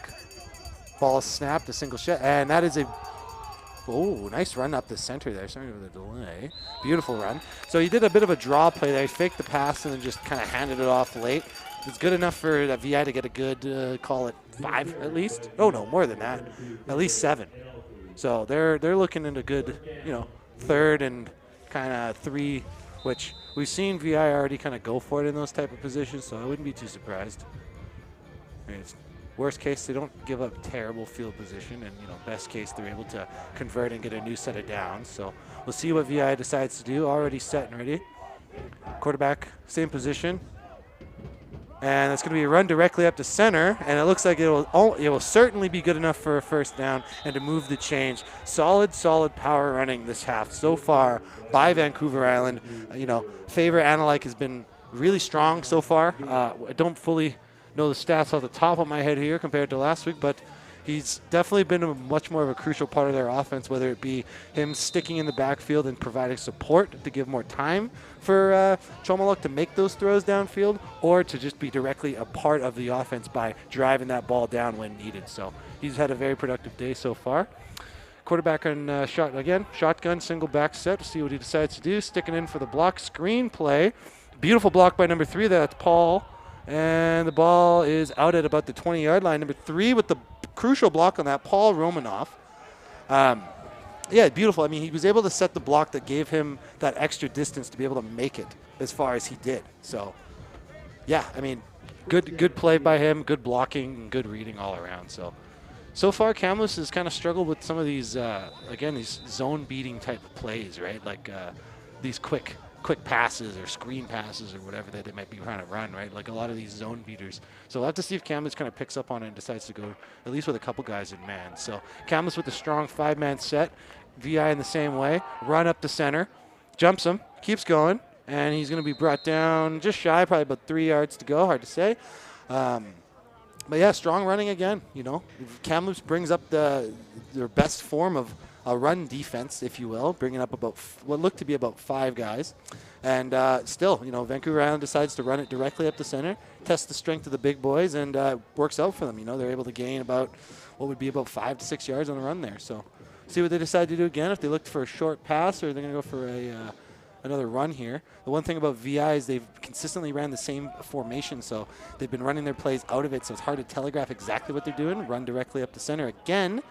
And, I mean, they're really putting a lot of trust in Favor Analyke today. I mean, maybe they saw last week that he was running strong in the red zone and decided this week to give him a chance against a Kamloops defense that has been kind of, I don't want to say weak to the run, but hasn't proven to be necessarily proactive in stopping the run. So, I mean, maybe they look at it as like, well, guaranteed yards and we run the clock down as best as we can, right? Especially with a lead this, I guess we got 8.5 in the quarter here. So, yeah, see what VI decides to do here. Running that same position, and again, directly up the center. 3 plays in a row, pretty much all 3 are the same. Looks like he might get stopped at the 1, if not in. Very, very, very close. But again, a solid run. Looks like he may have just been shy about the 1-yard line, maybe inches. Hard to say from here.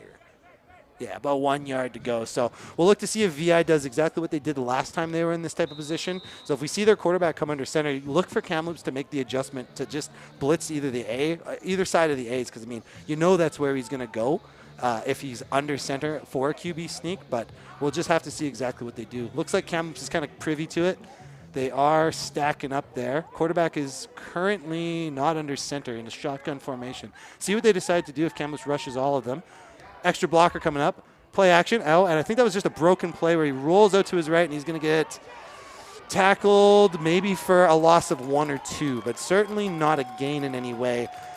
We're going to take a look here, but it looked very much like it was kind of just more of a missed handoff to him. Because, I mean, I don't think it was designed for him to have to bounce it out that far and try to cut the corner. I think it just was a bit of a miscommunication in the backfield there. So we'll look to see exactly what VI does here, whether they decide to take 3 or if they decide to try to push the boundaries and go for the full 6. So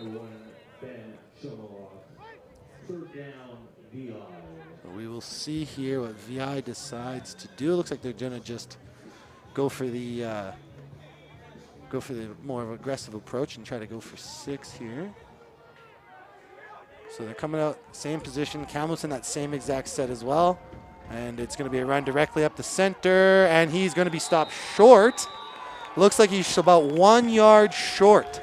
So that puts Kamloops in a very tough field position, simply because they are now wanting to be on their 1 yard line, which, I mean, very much so will limit what you can run effectively.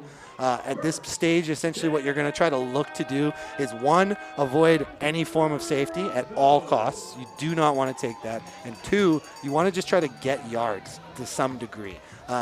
Like Kamloops has been doing with the short passes, like Kamloops has been doing with the kind of play action type runs. I mean, play action here, risky. I would more so lean towards just trying to get them extra yards so they have room to work with on 2nd down here. But we'll see exactly what Kamloops decides to do. They go back to their double back set.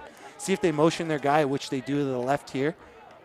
Ball is out, and that's going to be a run directly up the center to, wow, and that's exactly what we had talked about pre-snap. So Kamloops did exactly what we had kind of talked about, where maybe they decide to run the ball simply so that it can gain more space. I mean, that worked out far better than I'm sure they had hoped for, because they were able to move the chains. But even if that play had only got them about 5 yards, that gives them now 6 yards to work with before they're taking a safety, which gives you that sense of security, right?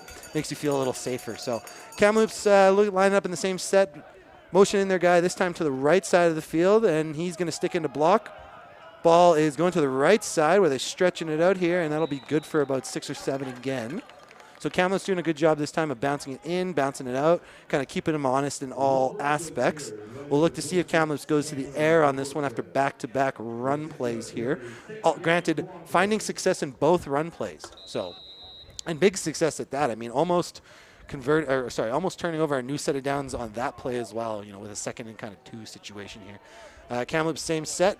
Double back, going to motion their guy again, single back now, and they're going to go for that fake option again. I mean, option, but quarterback makes the read, and they just hand it off, directly right to number 24. That's Aiden Quang, the other back on the field there.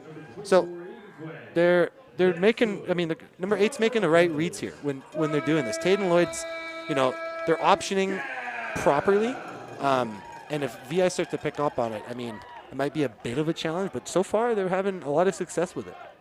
Kamloops in the shotguns, double back once again. And this time they're going to keep both guys into block, giving more time. Ball is out. That's going straight to Meikle, and that's going to be no catch. No catch as the ball goes downfield. Defended well by number 5 on VI. That's Felice Toscano again. Call his name a couple of times here. He's been on Meikle a few times. No dice for Meikle, though, but one-on-one, it's not a bad call at all. Put Meikle up against him and see exactly what could happen. It didn't result in an interception, so not the worst. So look to see what Kamloops decides to do here. In a 2nd and 10 type situation. Looking like they got a single back, likely Jagorchik in the backfield here. Shotgun. They're going to motion him, and they're going to keep him. Oh, no, he's going to drag. And that ball is just simply overthrown to Caleb Sens on the out route there. Kamloops has kind of done two things I've noticed with their backfield. Either if they come in that single back set, they'll either line him up and they'll have him do a check and release block where they'll have him go up to the line, check the the defensive end rather, or if there's a blitz coming, then pick up that blitz. But then from there, he releases into the flats, right? So you could tell that the first read for Lloyd on that one was to look for that out route, which was just unfortunately overthrown. But his next read on that would have been the drag route, which was also open. So either one, I mean, it's just an overthrow here. So anyways, going for the punt here. Ball is up. Not a bad punt at all. And that'll bounce back and be out at about the 46, 45, somewhere in that neighborhood. So here, 46-yard line looks to be about the call here. So we will see Vancouver Island make their way out with their offense pretty quick here. And we'll have to see exactly what they decide to do. I mean, they're up by 4 here, so even if they just get a field goal, they're up a comfortable 7, which would force Kamloops to, go for 2, which always a stressful time when you're going for 2. But hey, it's not 8, so it is doable. But we'll see exactly what they decide to do.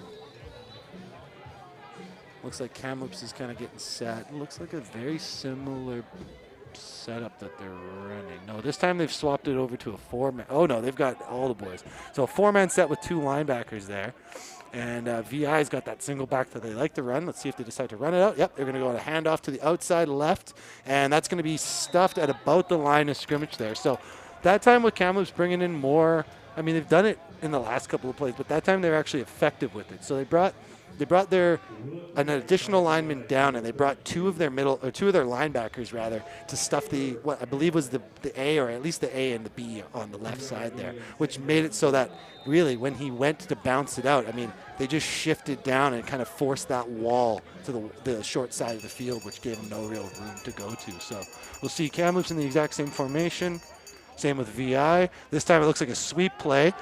Oh, just barely doesn't get caught by the tight end, but then you got 2 other Broncos there, and they will force him out at about just shy of the mid-center field here. Looks like it'll be about 3 yards until they can get a first down, so they'll bring up about 3rd and 3. Likely we'll see again VI come out with that offense again and see exactly what they do. Typically, I believe that on the 3rd downs, they have liked to run because they've been proficient with it. So we'll see exactly what they decide to do, if they want to go for the run or they'll go for that short drag or slash slant that they've been running a couple of times here, or maybe they'll go for the seam that they liked. We'll see what they do. Kamloops, though, is going to honor him with the 3-man front, assuming a pass. This time looks like it could be a run up the center, and that will be brought down just shy by the looks of things. Hard to say. They might give it to him, but initial point of contact was just shy, about 1 yard shy of converting the downs. So that's exactly correct. That will be a turnover on downs. The Kamloops Broncos will take over the ball at center field.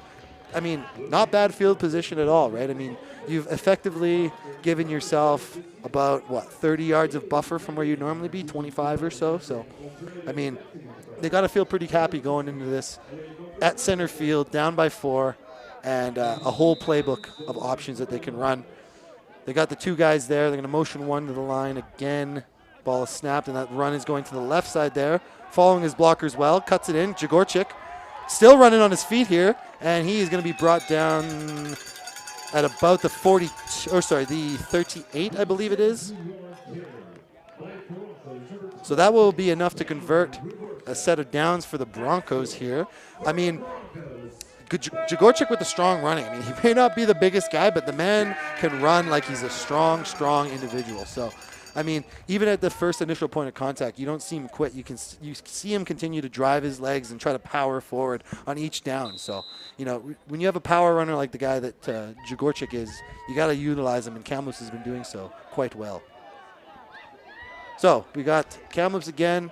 Looks like they're going to go empty this time. Yep. Let's see what they decide to do. Kamloops in an empty set. Very rare to see this. And this time it looks like it'll be a sweep to the right side. Hardy goes. Bounces it out. And he will convert a first before going out of bounds just past the first down marker. I believe number 7 on that one had the carry. That Oh, no, I can't quite see. Oh, that's number 1. My apologies. That's Caleb Sens once again. So Caleb Sens was able to make the read. I mean, again, you've heard us call him a few times. I mean, most of the game, him and Meikle, but both of them were able to, I mean, he was able to make the read to bounce it out and get Kamloops the first down. So good play, good read by him. Kamloops coming out again and back-to-back empty. See what they decide to do this time. Same setup. This time Jagorchik with the ball again, running directly at the center. Or bouncing it up towards the center, I should say. But that'll be good enough for Kamloops, which looks like, well, not a first down, my apologies, but a second and call it about maybe 5, 4, somewhere in that neighborhood. Hard to say, maybe 3. But either way, enough positive yards to keep Kamloops' momentum going and keep them feeling strong right now. That's back-to-back empty formations for Kamloops. See if they decide to keep it going, which it looks like they will. Vancouver coming in the 5-man set, trying to put pressure on them when there's no blockers. Interesting. And we're going to do the exact same sweep, and that time, Jagorchik bounces off one and continues to run, and it looks like he may be able to convert that first. If not, he's very, very close. Yeah, he's very close. Maybe a 3rd and 1. Is it first down? Ooh. They're just getting the exact spot. Yeah, first down. So he is able to convert and give the Broncos a new set of downs. So you got to feel happy about that one. Either way, strong run. Kamloops has ran the same play 3 times, and that time it almost got blown up in the backfield. They go with the they go with the empty set, but then VI responds with the 5-man front. Well, that requires all of your linemen to miss 0 blocks, which unfortunately wasn't the case, and almost got blown up in the backfield. But good awareness by Jagorchik. So again, single back set. Jagorchik, same motion. This time he cuts up, looking directly at him, and QB's going to step up directly up the middle, and he is going to go for hard to say, but it might be a touchdown. Might be a 1-yard line though. I think it's more so a 1-yard line, but and that's the end of the quarter. So yes, they are going to rule it as not a touchdown, but on the 1-yard line. So for Kamloops, this is huge. I mean, we're ending the 3rd quarter. Ball's on the 1-yard line. I mean, 15 minutes to play. If Kamloops can score 6 here, and then that brings them to 20. Go for 1, they're up by 3. Go for 2, they're up by 4 if they get it. So hard to say what the coach is going to decide to do if they decide. I mean, that's assuming that they're able to punch it in that 1 yard. If they can punch it in that 1 yard, coach is going to have to make a decision if they want to go up by 3 and just protect the field goal, or if they're going to want to go for 2. And then even if VI does get a field goal, well, it becomes relatively irrelevant simply because, well, they're still down by 1 if they get a field goal, right? So I have to see. I mean, the kicks so far have been hit or miss. So we'll have to see exactly what the Broncos coach decides to do here.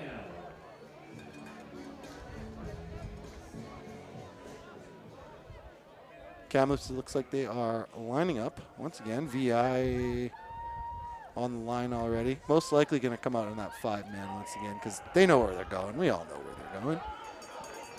Number 8. Yeah, we got number 8 lined up in a shotgun. Jagorchik in the back here. And we'll see exactly what they decide to do. Ball snapped, and they're going to. And there's a flag on the play. Jagorchik is going to punch it in, but as the ball was snapped, we had a flag from the official on the far side of the field. Want to say it's probably going to be some form of offsides. Holding. That penalty is declined, and that's going to actually be a touchdown for Kamloops. So with that being said, our score is now 20-18. So the hypothetical situation that we were facing earlier has now become true. What does Kamloops decide to do? Does Kamloops go for 1 and then pray that they can protect the field goal so that VI can't tie it? Or do they go for 2? It looks like Kamloops is going to opt to go for the 1 point and go up by 3 and hopefully just defend against any form of field goal attempt. But you never know. I mean, they could be running something tricky, so we'll look to see what VI kind of does here. And it looks like they're just going to go for the PAT, which is good. So Kamloops now leads by 3 points. Score is 21-18 for the Broncos. So now the ball is sort of almost exclusively in VI's court here. They need to respond I mean, ideally, they need to respond with a touchdown, right? If they want this game to, I mean, it's still lots of time, but if they want this game to not get out of hand and still be competitive, they're definitely going to need more than just 3 points to tie the game. They're going to be looking to get 6, and then they're going to be looking to get that PAT and then preserve their lead from there. So it's more or less going to be on Kamloops to shut down that formation that VI's been running. VI's, I mean, correct me if I'm wrong, but VI has almost exclusively ran that single back shotgun set, but they've ran so many different plays out of it that it's been really difficult for Kamloops to be able to determine exactly what is coming towards them. So we're going to look to see exactly what Kamloops does here. Last couple of times they've gone for an onside kick, and I believe 2 out of 3, if not 2 out of 2, they've successfully converted. So we'll see exactly what happens. We got Jagorchik beside him, and the kick is going to go, and it looks like it's a proper kick. Oh, that's going to be a Rouger by the... You have to see exactly what's going on here. And he is brought down at the 10-yard... No, just shy of the 10-yard line. But he definitely had to work for those yards. I mean, the ball was at the back, at the middle of the end zone there, and he had to scoop it up and get out of there before he got tackled there. So we will see exactly what VI's plan is now moving forward. Not a whole lot of field to work with for their initial opening plays, but shouldn't really be a problem for VI, as they haven't really relied too heavily exclusively on the pass. They've very well been able to implement the run game into their offense as well. So we'll look to see exactly what they decide to do, likely something directly up the center. And Kamloops seems to be privy to it as they've loaded what looks to be everyone in the center of the field here. So actually they're going to drop back and go for the short pass. Number 3 has got a step on him, and the ball is caught, and he's going downfield. That's Paul Romanov, and he is brought down at the 45-yard line. That is a huge play for VI. They needed that play. I guarantee you they weren't expecting them to go deep on the first ball like that, which is probably why Paul was able to get that little bit of separation from the defender. So beautiful read by the quarterback on that one. I believe that was number 1, Ben Chomoluk. Beautiful play, beautiful read, and good enough to get the Vancouver Island Raiders to the Kamloops 45-yard line. So we'll look to see exactly what they do here. Kamloops is coming out in the 3-man, single back for them. Ball is out, quick throw, and that ball is caught and brought down. That reception is made by number 2. That's Harmon Ahula. Apologies, Harmon. And yeah, that's the second time we've seen him tonight. Nice little catch, but not exactly what I'm sure VI was hoping for on that one. Second down coming up here. Kamloops still with the 3-man. Let's see exactly what they decide to do. Yeah, Vancouver Island very much likes that single back set because it's been working for them. And there's that run directly up the center that we've seen be so productive for them. That's what I thought they were going to try to establish directly off of that kind of shorter field position. And now we're getting chippy out here, folks. So look for some flags to be coming down if we don't get things under control here. And separation between the two teams now. Referees interjecting here. Coaches seem to be holding their men in order. And it looks like they're going to give them a first down for Vancouver Island. So, yeah, like we were saying before, I mean, they've had that run versatility the whole game, and they've really done a good job of utilizing it, right? They kept us on their toes. They went for a deep ball when most were probably expecting a short, just get some yards. So here we go. We got the ball directly up the center again. That's number 32 carrying it. Brought down by number 70 on the Kamloops Broncos. That's Kalen Berg. But still enough for them to get a good solid 4-ish yards on that play there, bringing up a second and about 6. Not a bad field position for VI. Of course, they're going to need at least a field goal to capitalize and tie up this game. Ideally, they're looking to get 6 from here. I have to see if they go for 6, that'll bring them up by potentially 4, which would be a comfortable little position for them to be in. Single back, play action this time. Chomoluk steps up and decides to tuck it and run. He's got a bit of a lane, and he's brought down what looks to be just past the first down, if not 1 yard. But I believe that's a first down for Vancouver Island.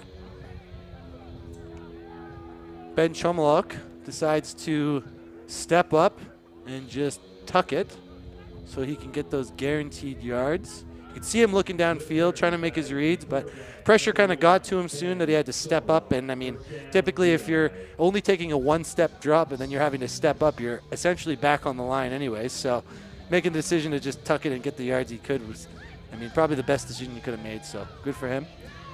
Got ourselves kind of just a pause in the action here. Vancouver Island coming to the line here. Same position. Single back. And they're going to look, keep him in for it. Ball is out to number 8. That ball is going to be caught, and that is a touchdown for Vancouver Island. Number 8 on the, is there a flag? Oh, there is a flag. Never mind. Yep, far end of the field there. And that touchdown is going to be coming back as it was a flag on Vancouver Island. So that touchdown for number 8 there, AJ Carr, is going to be brought back because of the flag. So we will see the new field position for the Vancouver Island Raiders. Looks to be about a first and 15. See what they decide to do here. I mean, they've got more field space to work with now for these deeper passes, but I mean, obviously you'd still rather just get that touchdown and not be brought back. Single back set, ball is up in the air. That's going to number 21, and that is overthrown and incomplete. Got some, we got a flag post at the end of the play. I mean, yeah, that's number 21. I believe the flag is going to go on. We'll have to see, but I believe it is going to be on a VI for some contact after the play. We'll have to see. But that ball was in the vicinity, just a bit overthrown, more so in a better position for the Kamloops defender to actually make a play on that one. Waiting just to see exactly what the officials are going to call the flag on. It was definitely, yeah, unnecessary roughness. So at the end of the reception there, the ball was already on the ground, and you could see that the Kamloops defender, you know, his back was to the VI offensive player. And as he was trying to recover himself, you could tell that the VI player kind of gave him a nudge and knocked him over. And I guess with all the chippiness that we've seen today, that the referee has, or the official rather, has, you know, a limited amount of grace for the chippiness that have been present in this game so far. So, I mean, unfortunate for VI. They really can't afford these penalties, these unnecessary penalties at that. So now they're going to be in a second and ages. Quarterback steps back, and it's a draw play. Very nice read by him. Kind of faked that he was going to pass it and then instantly hands it off. So that's good enough to get them about, well, hard to say, but it looks like it'll be about third and, well, we'll just call it third and long because it is quite the distance. I'm going to see exactly what Vancouver decides to do here, if they're going to go for the kick. I believe they went for a similar distance kick earlier, which was short and to the right. So we'll see what they decide to do here. Almost certainly not going to go for it, but we will see. Kamloops is obviously hoping for them to go for the attempt, as they got Mikkel back there to make a return if the kick is short. Ball is up, and the kick is up, and it is no good. So Mikkel with the return. He's going to bounce it out to the right side of the field. Still going up the sideline, and he is brought down at about the 23, maybe the 24-yard line. So that kick is no good for VI. So Kamloops actually preserves their lead at 21-18. So now we're talking about a different ball game here for Kamloops. You know, they're able to do exactly what they had hoped to do, which was go out there, at least preserve, you know, or sorry, at least prevent VI from getting a touchdown, optimally prevent them from getting any points whatsoever, and they go ahead and do just that. So we'll have to see exactly how Kamloops responds here. They got a shotgun set, the same formation they like to run with the single or the double back. Jagorchik running on the right side, hoofing it, and he's going to be brought down after a gain of hard to say, but a gain of about 5 yards, I want to say. Can't see. I don't think there's any flags on the play here, but oh, there is. And it's on VI once again. So, well, I mean, that's kind of been part of the theme. I don't have the numbers in front of me necessarily, but VI has taken a lot of penalties this game, and a lot of them are unnecessary. I mean, that one that they took in the end zone was crucial for them because it pushed them so far back that it actually kicked them out of field goal range. So just little penalties like that add up. Like when you look at the end of the game, how many yards were affected by penalties. I mean, it'll blow your mind some days, right? So anyways, we got Kamloops again in the shotgun set. Double back formation, motion to the line here. See if Jagorchik gets it, which he will, directly up the center. And he'll be brought down about the line of scrimmage, maybe a gain of 2 tops. You have to see exactly where they'll spot it. Yeah, so they'll give him about a gain of, I guess that would be about 3, call it, right? So let's see exactly what they do. Someone's getting subbed out. That's Jagorchik going out, and number 83 coming in. That's Curtis Pearson. See exactly what they decide to do here. Most likely going to run a single back with Jagorchik being out right now. Yep, so they got a single back set. Might even be an empty set currently. Yeah, it is. See exactly what they decide to do here. A lot of faith in the offensive line. Ball is up. And he's a little short on the throw, but he is unable to reel it in. That's number 88 that it was intended for. That's Nick Welcher. Ball was just a tad bit underthrown, forcing the receiver to pause, like step, plant back, and have to, actively attack the ball rather than continuing his route and letting the ball just kind of fall directly into his hands. So bit of a short throw there for him, but that'll bring up a third and I guess 6 or so. Kamloops punt team coming out. We'll see if they decide to do so or what their plan is here, but not the outcome Kamloops was hoping for, certainly. Waiting for the ball here. Ball is up. And we got a flag on the play before the ball is punted. And, he touched it, and he's going to fall on it. That's number 34, right around the 41-yard line. I'm going to go see exactly what this flag is about. Possibly offsides or something. We'll see. Too many men is the call on here. Wow. So we got a too many men call on the field here. So waiting for everything to be. Yep. So it's official. It's too many men for VI Raiders. So works out pretty good for Kamloops because now their offense is able to retain field position. So, I mean, it's optimal. But again, it goes back to Vancouver Island taking unnecessary penalties, right?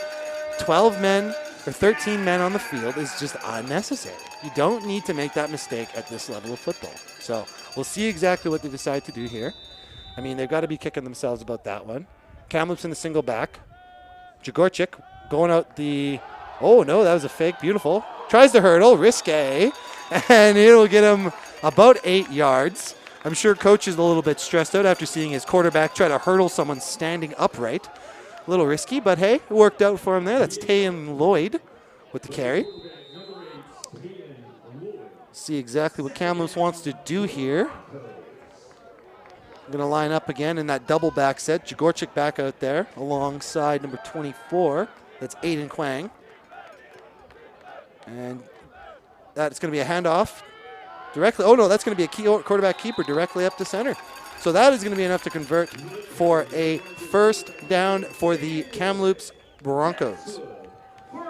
Beautiful running. The quarterback making a good read to keep the ball and just drive it up the center.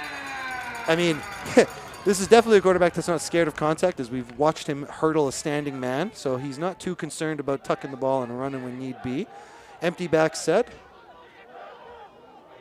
A lot of faith in the offensive line. Got a motion.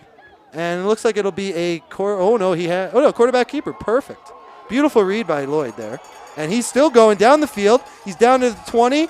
And it looks like they'll spot him about maybe the 18, maybe the 20-yard line, hard to say exactly. But beautiful. I mean, he faked us out from the booth here.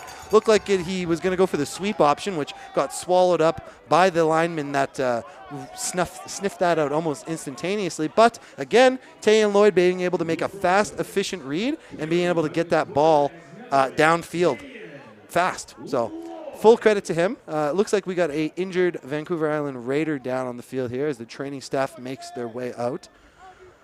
Unfortunate to see. Never want to see young players down. Have to see exactly what it is, but respect being shown by the Broncos bench. Players taking a knee. Oh, and we have a flag on the play here. Just getting noticed there. It was an unnecessary roughness play on Kamloops there. I didn't quite see what it was, but perhaps it was on the injured player that is down there. But Kamloops will take an unnecessary roughness charge, or penalty rather. So have to see how that plays out for them. But again, we go back to just unnecessary penalties, right? I mean, last week both of these teams only had about 11, maybe 12 penalties, and I mean, not a small amount of penalties, but I'm almost certain they're pushing those numbers today. And I mean, in a game that's so crucial too, like, you know, both of these teams in the week prior, one I believe was 46-6, and the other was something very similar. I mean, not super competitive games where the penalties really play like a crucial factor, whereas in this game where we've got a 21-18 score, like, penalties are crucial for field position and being able, like, we've already seen VI lose, you know, an offensive possession because of penalties, and then down in the end zone as well, you know, them getting in little chippy wars back and forth that cost them these yards, right? So gonna look to see if VI can stay a bit more disciplined and rally this game with 6:50 left to play. So Kamloops lined up on the line here. Look, just waiting to get the official whistle in here. Linemen are down. Got the quarterback in a shotgun with a single back. Motions all around. Looks like it's going to be a screen play to Caleb Sens. Jukes it on the inside. Miko making a block downfield, and that is Caleb Sens tackle at about the 19 to 20 yard line, or 21 to 20 yard line, granted. So we will see exactly where they're going to spot it. But a beautiful little screen play that's good to beat that coverage that VI was in on that one. So good read, good running by Caleb Sens there. And he's able to make a play happen for Kamloops here. So we got a single back set with Jagorchik in the backfield here. We'll look to see if they motion him up or if they're going to keep him in. Looks like they're going to hand it up the center. He's going to bounce it out to the right there for probably more or less of a no gain, maybe a couple of yards here or there, which will bring up a second and about maybe 7 or 6. See exactly what the official call will be. It looks like it's going to be about 7 or so yards. Yeah, about 7 yards. So see what Kamloops looks to do. I mean, they're in a good position too where, I mean, as long as they don't turn over the ball, they could take 3, and now it's 24-18, giving them a more of a comfortable lead. You know, nothing to write home about, but enough to, you know, take it off, take a bit of pressure off. So we'll see exactly what they decide to do. Kamloops is in the shotgun. And it looks like it'll be a pass. Beautiful block by the running back. Ball is up, and that is incomplete. The Broncos bench not too pleased, looking at the officials, trying to get some form of unnecessary contact there, but I don't think they're going to get it.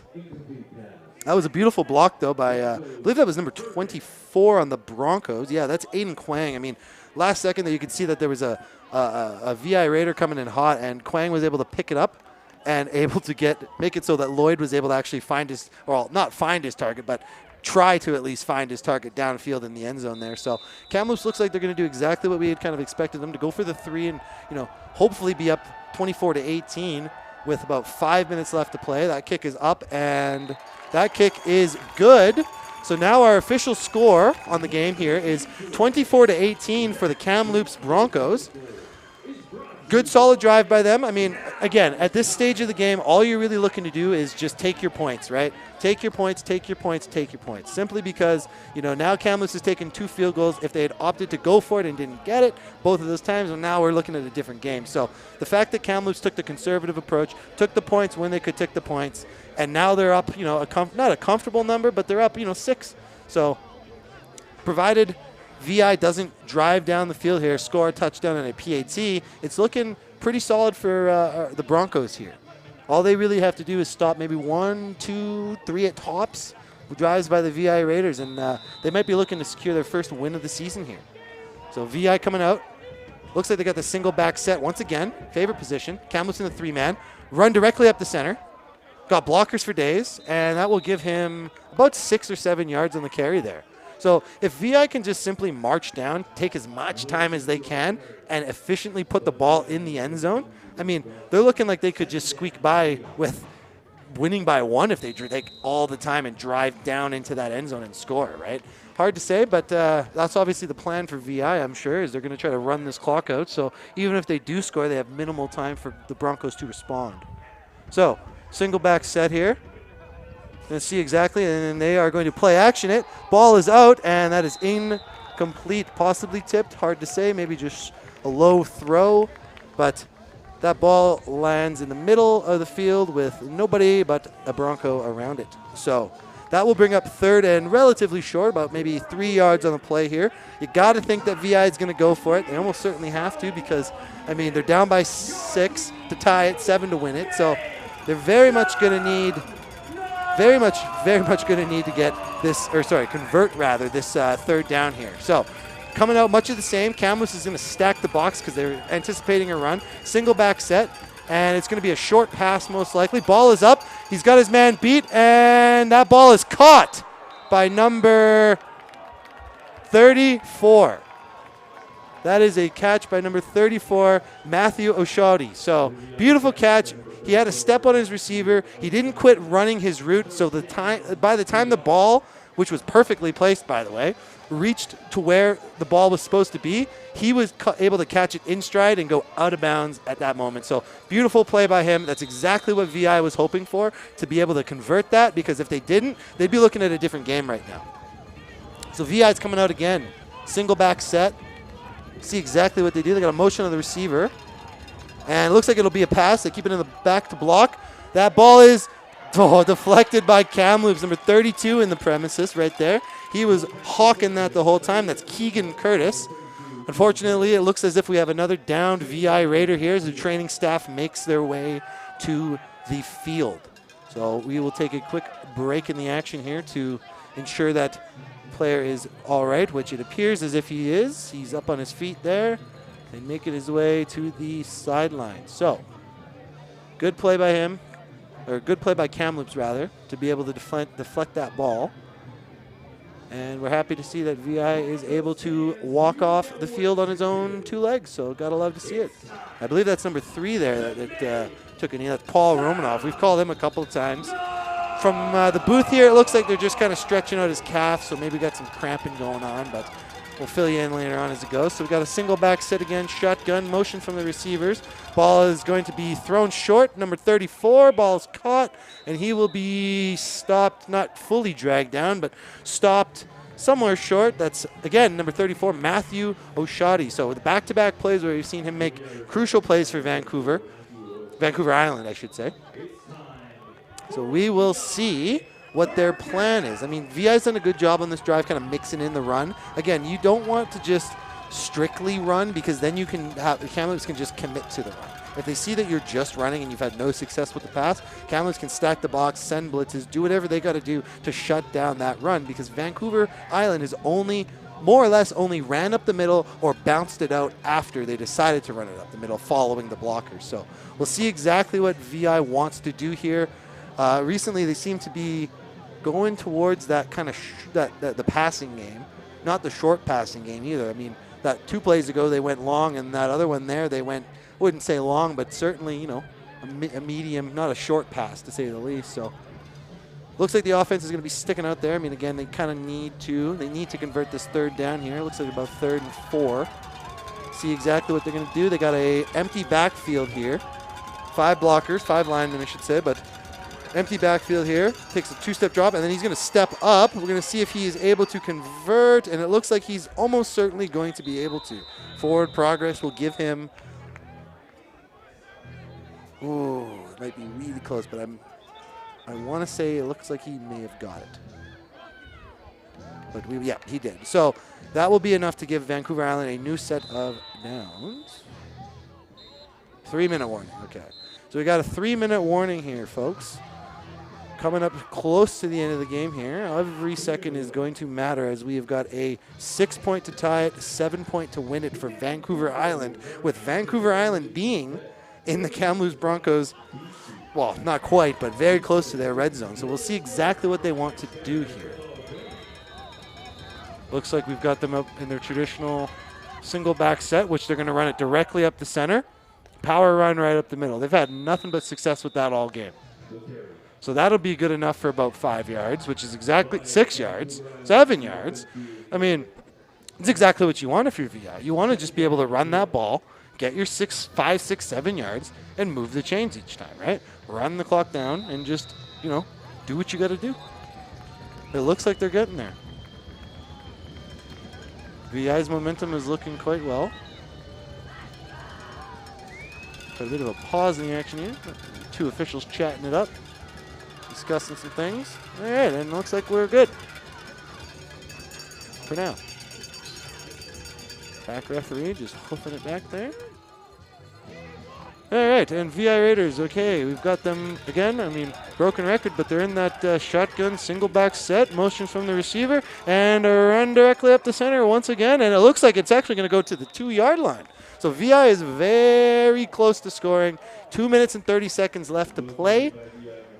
VI is making a good march on this one, right? I mean, the last 2 or 3 plays, I mean, they've just ran a run directly at the center, and Kamloops hasn't been able to respond. So, I mean, if that's their game plan, is to just run it at the center, hey, it's working for them. Why stop? See what they decide to do here again, if they're going to come out in that shotgun single back set and just try to drive it down their throats once again. Kamloops privy to it, though. Stacking the inside box. Looks like a blitz is coming. And it looks like they might get it. Nope. Beauty. So Kamloops was able to stuff that. Couldn't tell quite if that was a loss based off of the scramble there, but they definitely did not get into the end zone, so we'll have to see. Looks like they're still at about a 1-yard line here. So that'll bring up 2nd and goal for Vancouver Island Raiders. So unfortunately, a field goal for them doesn't necessarily do much, so they're definitely looking for the touchdown. I don't even know if they would consider taking the field goal. I don't see a world that they would. So, I mean, they're a 2nd and 1 type situation, so referees call a little pause in the action here. And resetting up the line. Looks as if just getting everything squared away before we get the ball snapped. To be honest with you, I don't entirely know what's happening. Oh, there we go.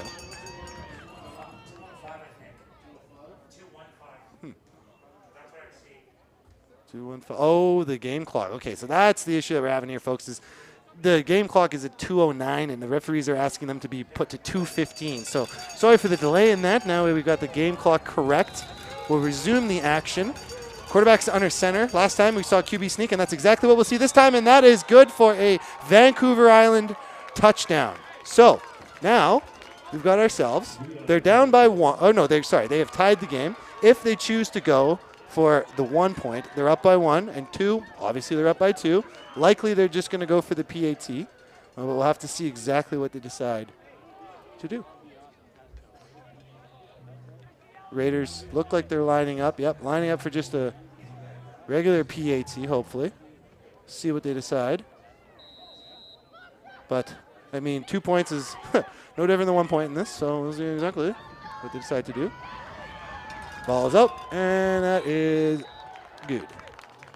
So, now we are 25-24 for the Vancouver Island Raiders. So, if you're Kamloops, there's a lot of things you got to do right now. You've got 2:07 on the clock. I feel like VI may do. They've done some sneaky stuff already, so you never know what they might do. They might try to do that little short kick that they did and retain possession. Be an interesting move if they did that, simply because they give up really, really good field position for Kamloops. And I mean, we've already seen that Kamloops likes to get their plays in large chunks. So if they give them good field position and Kamloops gets 1 or 2 good chunk plays, all they got to do is run the clock down to whatever, several seconds left, kick a field goal, and then they're leaving with a victory, right? So I imagine that VI will just kick it deep and try to retain any extra yards on it, and then play a pretty conservative defense to try to just force Kamloops into these long passing situations. But we will see exactly what is going to go down here. That's number 28 is going to be kicking it again. Once I believe that's Owen. Oh no, that's for Kamloops there. Sorry, that is Sterling Henry going for the kick once again. He's been our man tonight. See exactly what he decides to do. We got Meikle and Sens back there to receive it. Going directly to Sens. Caught by him. Instead, we see Sens going up the right side. A little bit of a juke move there, and he cuts back where he is going to be tackled down at about just past the 30-yard line. Call it maybe the 32-yard line.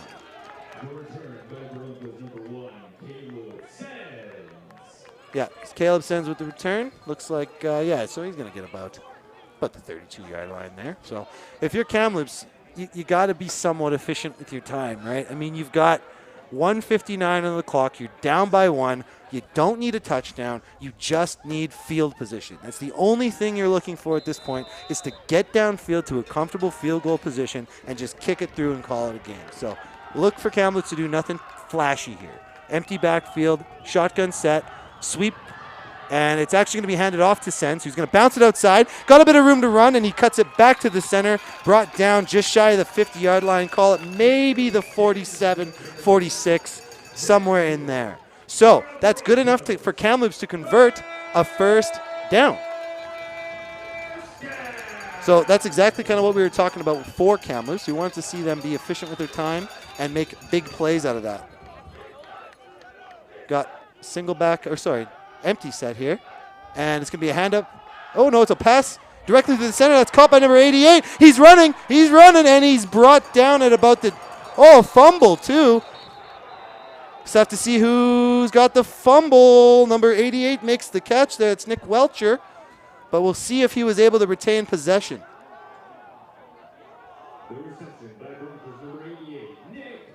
Can't quite see what the official call is going to be.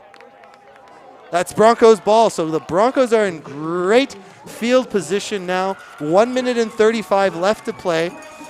Great catch by Nick Welcher, and then being able to turn it and bring it upfield was crucial for them. Good job by him. So we've got Kamloops Broncos again. Empty set. Sweep to the, quarterback keeper directly up the center. Beautiful field position. Cuts back, and he's going to be brought down at about the 15-yard line. So we will see what Kamloops decides to do here.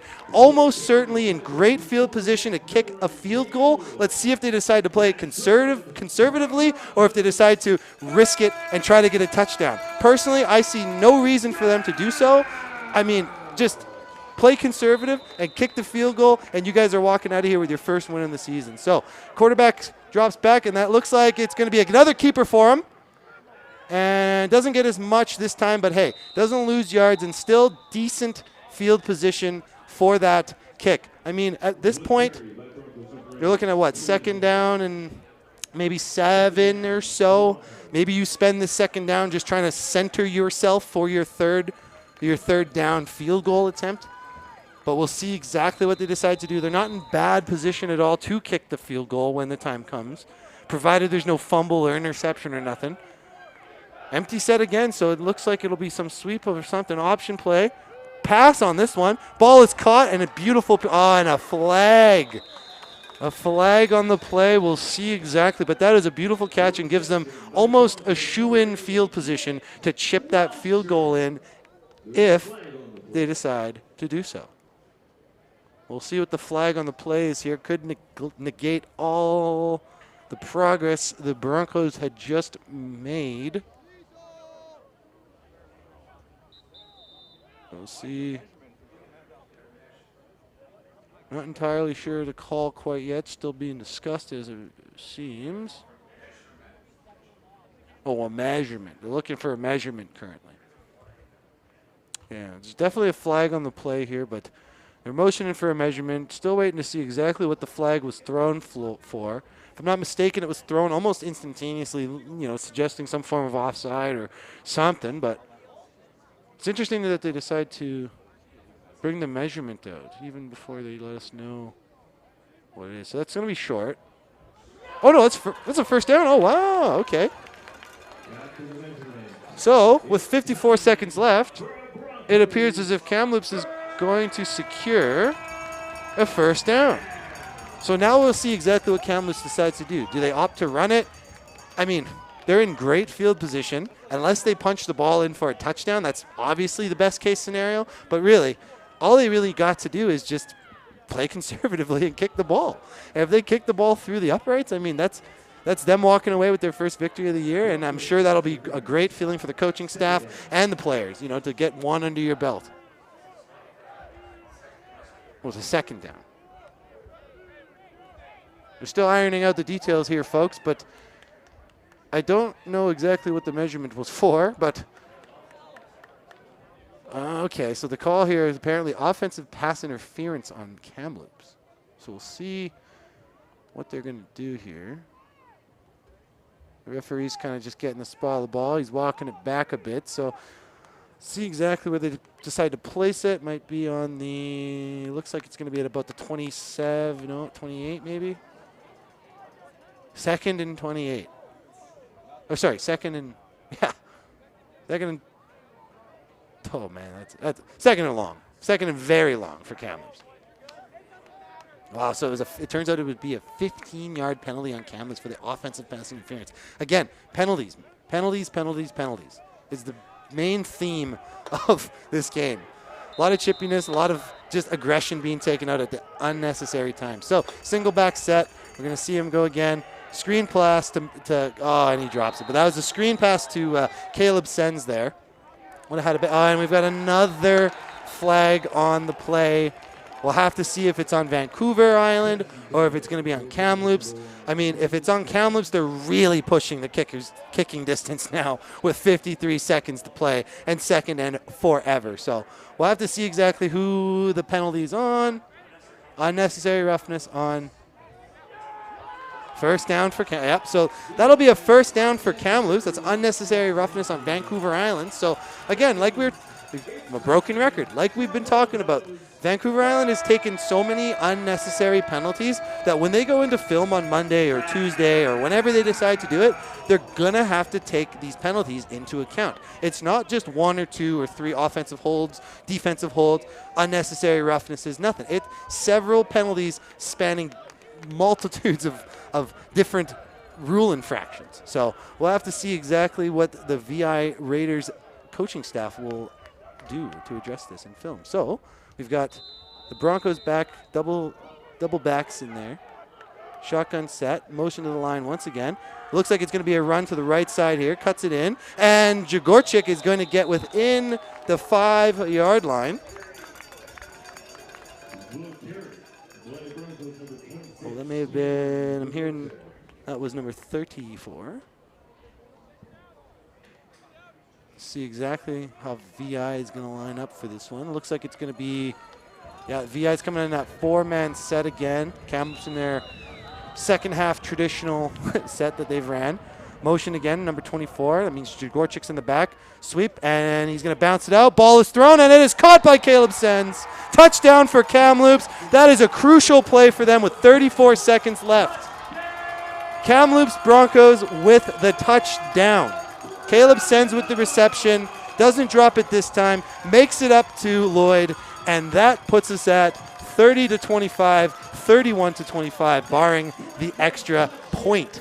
So, I mean, you gotta love touchdowns. You can't complain about getting touchdowns, and I mean that just secures a wider gap for them now. So if they now get this PAT, they're up 6. So again, VI needs to respond by getting another touchdown, which is huge for them. Because before, if they just took the the field goal rather, VI could respond with a touchdown and sneak away with the lead. So, huge play for Kamloops to be able to secure the touchdown.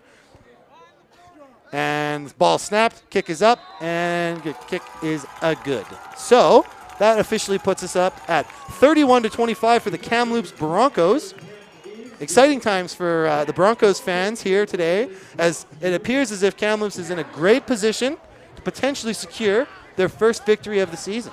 Now, if you're Vancouver Island, there's several things you're hoping for.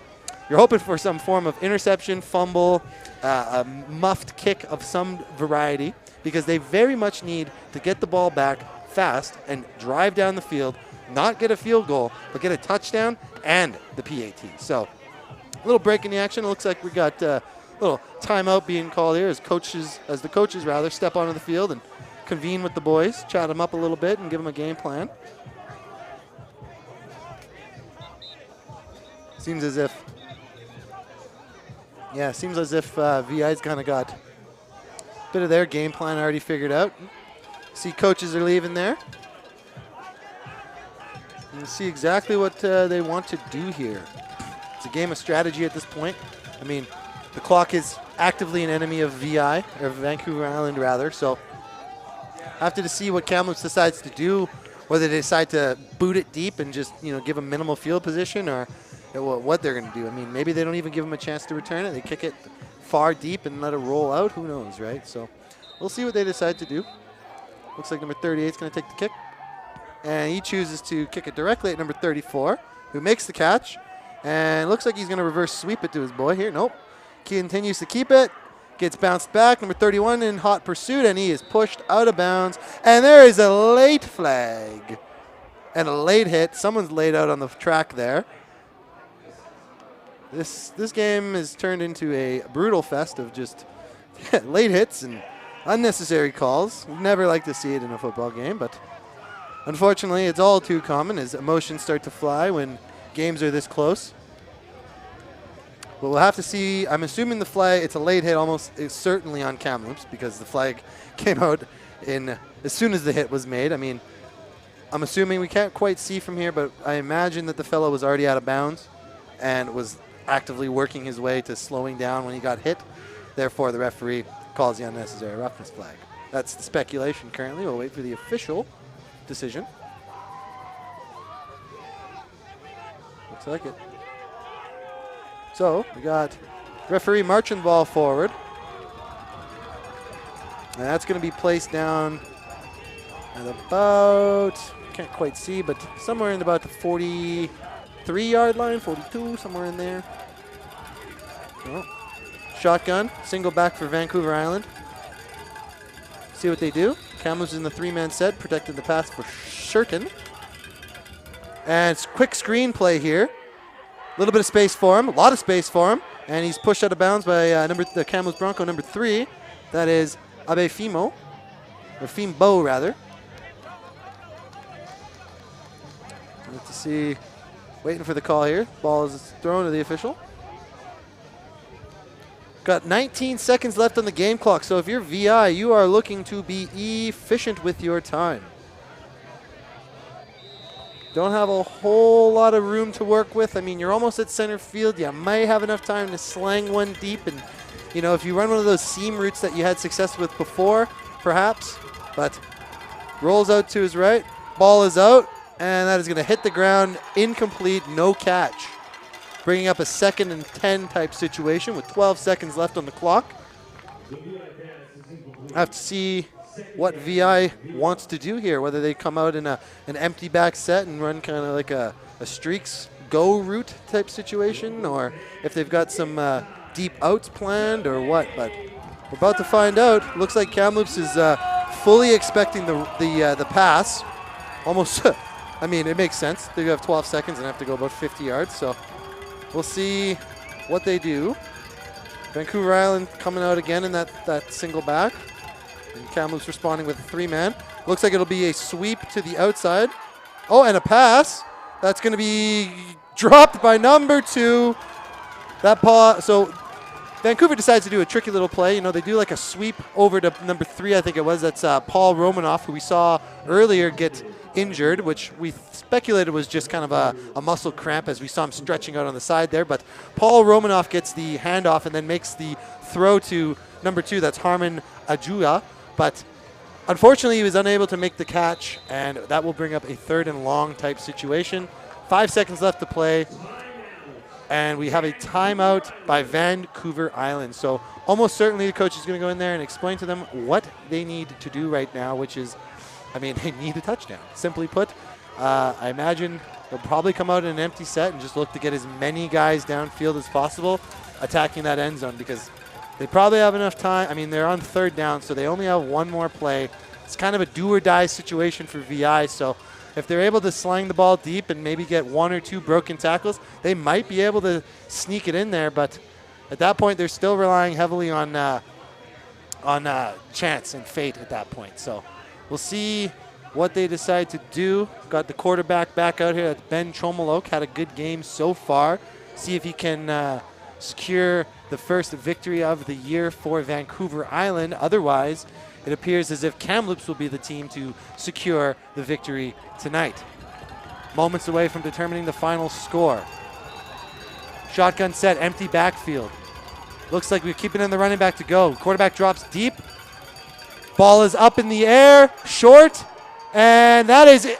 Dropped. But that brings us to 0 seconds on the clock, an incomplete pass, and that brings us our first victory for the 2023 Kamloops Broncos, and it's got to feel good for them as they played a good game today.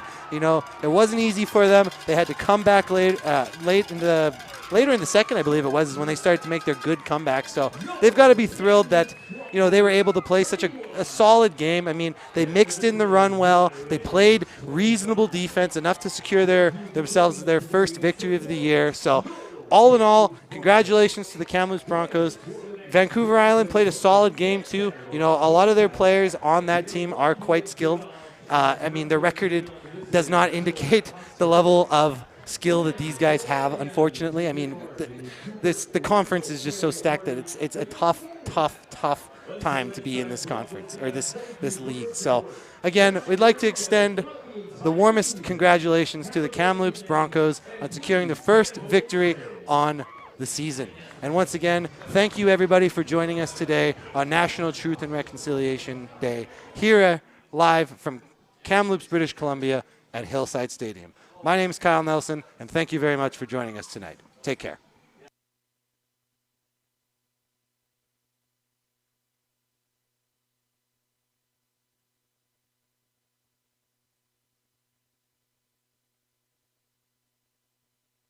And Chomolok. So, quarterback's back in the set here. Fakes the toss, and he rolls to his right, and that is caught for a touchdown by number Chomolok. So,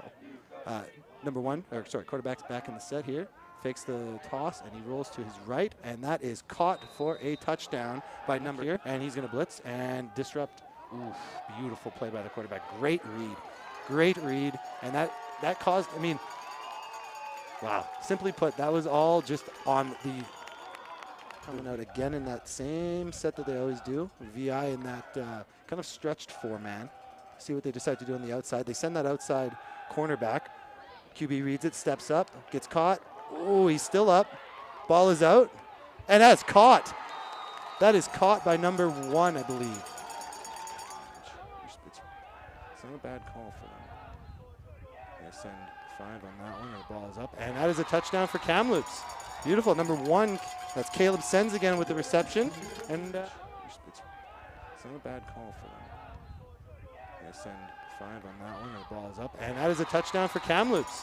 Beautiful. Number 1, that's Caleb Sens again with the reception, and motion to the line here, just off the line, and he's going to stick around and then release.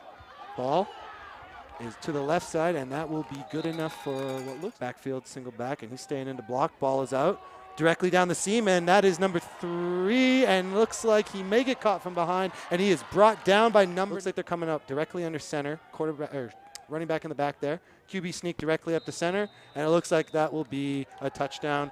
Oh, there's a flag down. Looks like they're coming up directly under center. Quarterback or running back in the back there. QB sneak directly up to center, and it looks like that will be a touchdown. Oh, there's a flag down. And kick is, and a fake. Ball is out, and that is caught. So that's 2 points. Down. Same exact set they've ran. Shotgun, single back. The back staying into block this time. Ball is downfield to number 3, and that is caught, and he's pushed out of bounds at about the motion to the back here. Jagorchik, and he's going to play action it. Short little dump-off pass. That's caught by Caleb Sens. Beautiful catch. Not as productive as we had hoped, but that shotgun, play action. He's rolling out, and he is going to be, and that is a touchdown for Kamloops. Touchdown for the Broncos on that one. That is a shotgun, play action. He's rolling out, and he is going to be, and that is a touchdown for Kamloops. Touchdown for the Broncos on that one. That is with the double back set again. Both of them staying in, one dripping out, and that ball is caught by Colton Meikle, tipped off of the hands of Vancouver Island Raiders. Wow. Motion. This time he cuts up, looking directly at him, and QB's going to step up, directly up the middle, and he is going to go for a, hard to say, but it might. Ball snapped, and they're going to, and there's a flag on the play. Jagorchik is going to punch it in, but as the ball was snapped, we had a flag from the official on the far side. Ball snapped, and and there's a flag on the play.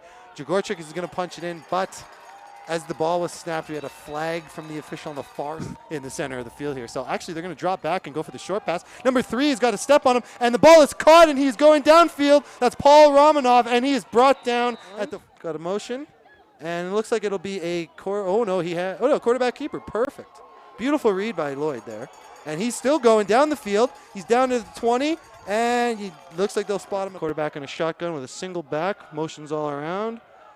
Looks like it's going to be a screenplay to Caleb Sens. Jukes it on the inside. Miko making a block downfield, and he's correct. We'll resume the action. Quarterback's under center. Last time we saw QB sneak, and that's exactly what we'll see this time, and that is good for a Vancouver Island touchdown. Correct. We'll resume the action. Quarterback's under center. Last time we saw QB sneak, and that's exactly what we'll see this time, and that is good for a Vancouver Island touchdown, empty set here. And it's going to be a hand up. Oh, no, it's a pass directly to the center. That's caught by number 88. He's running, and he's brought down at about the motion again, number 24. That means Jagorchik's in the back. Sweep, and he's going to bounce it out. Ball is thrown, and it is caught by Caleb Sens. Touchdown for Kamloops. That is a motion again, number 24. That means Jagorchik's in the back. Sweep, and he's going to bounce it out. Ball is thrown, and it is caught by Caleb Sens. Touchdown for Kamloops. That is a seconds on the clock, an incomplete pass, and that brings us our first victory for the 2023 Kamloops Broncos.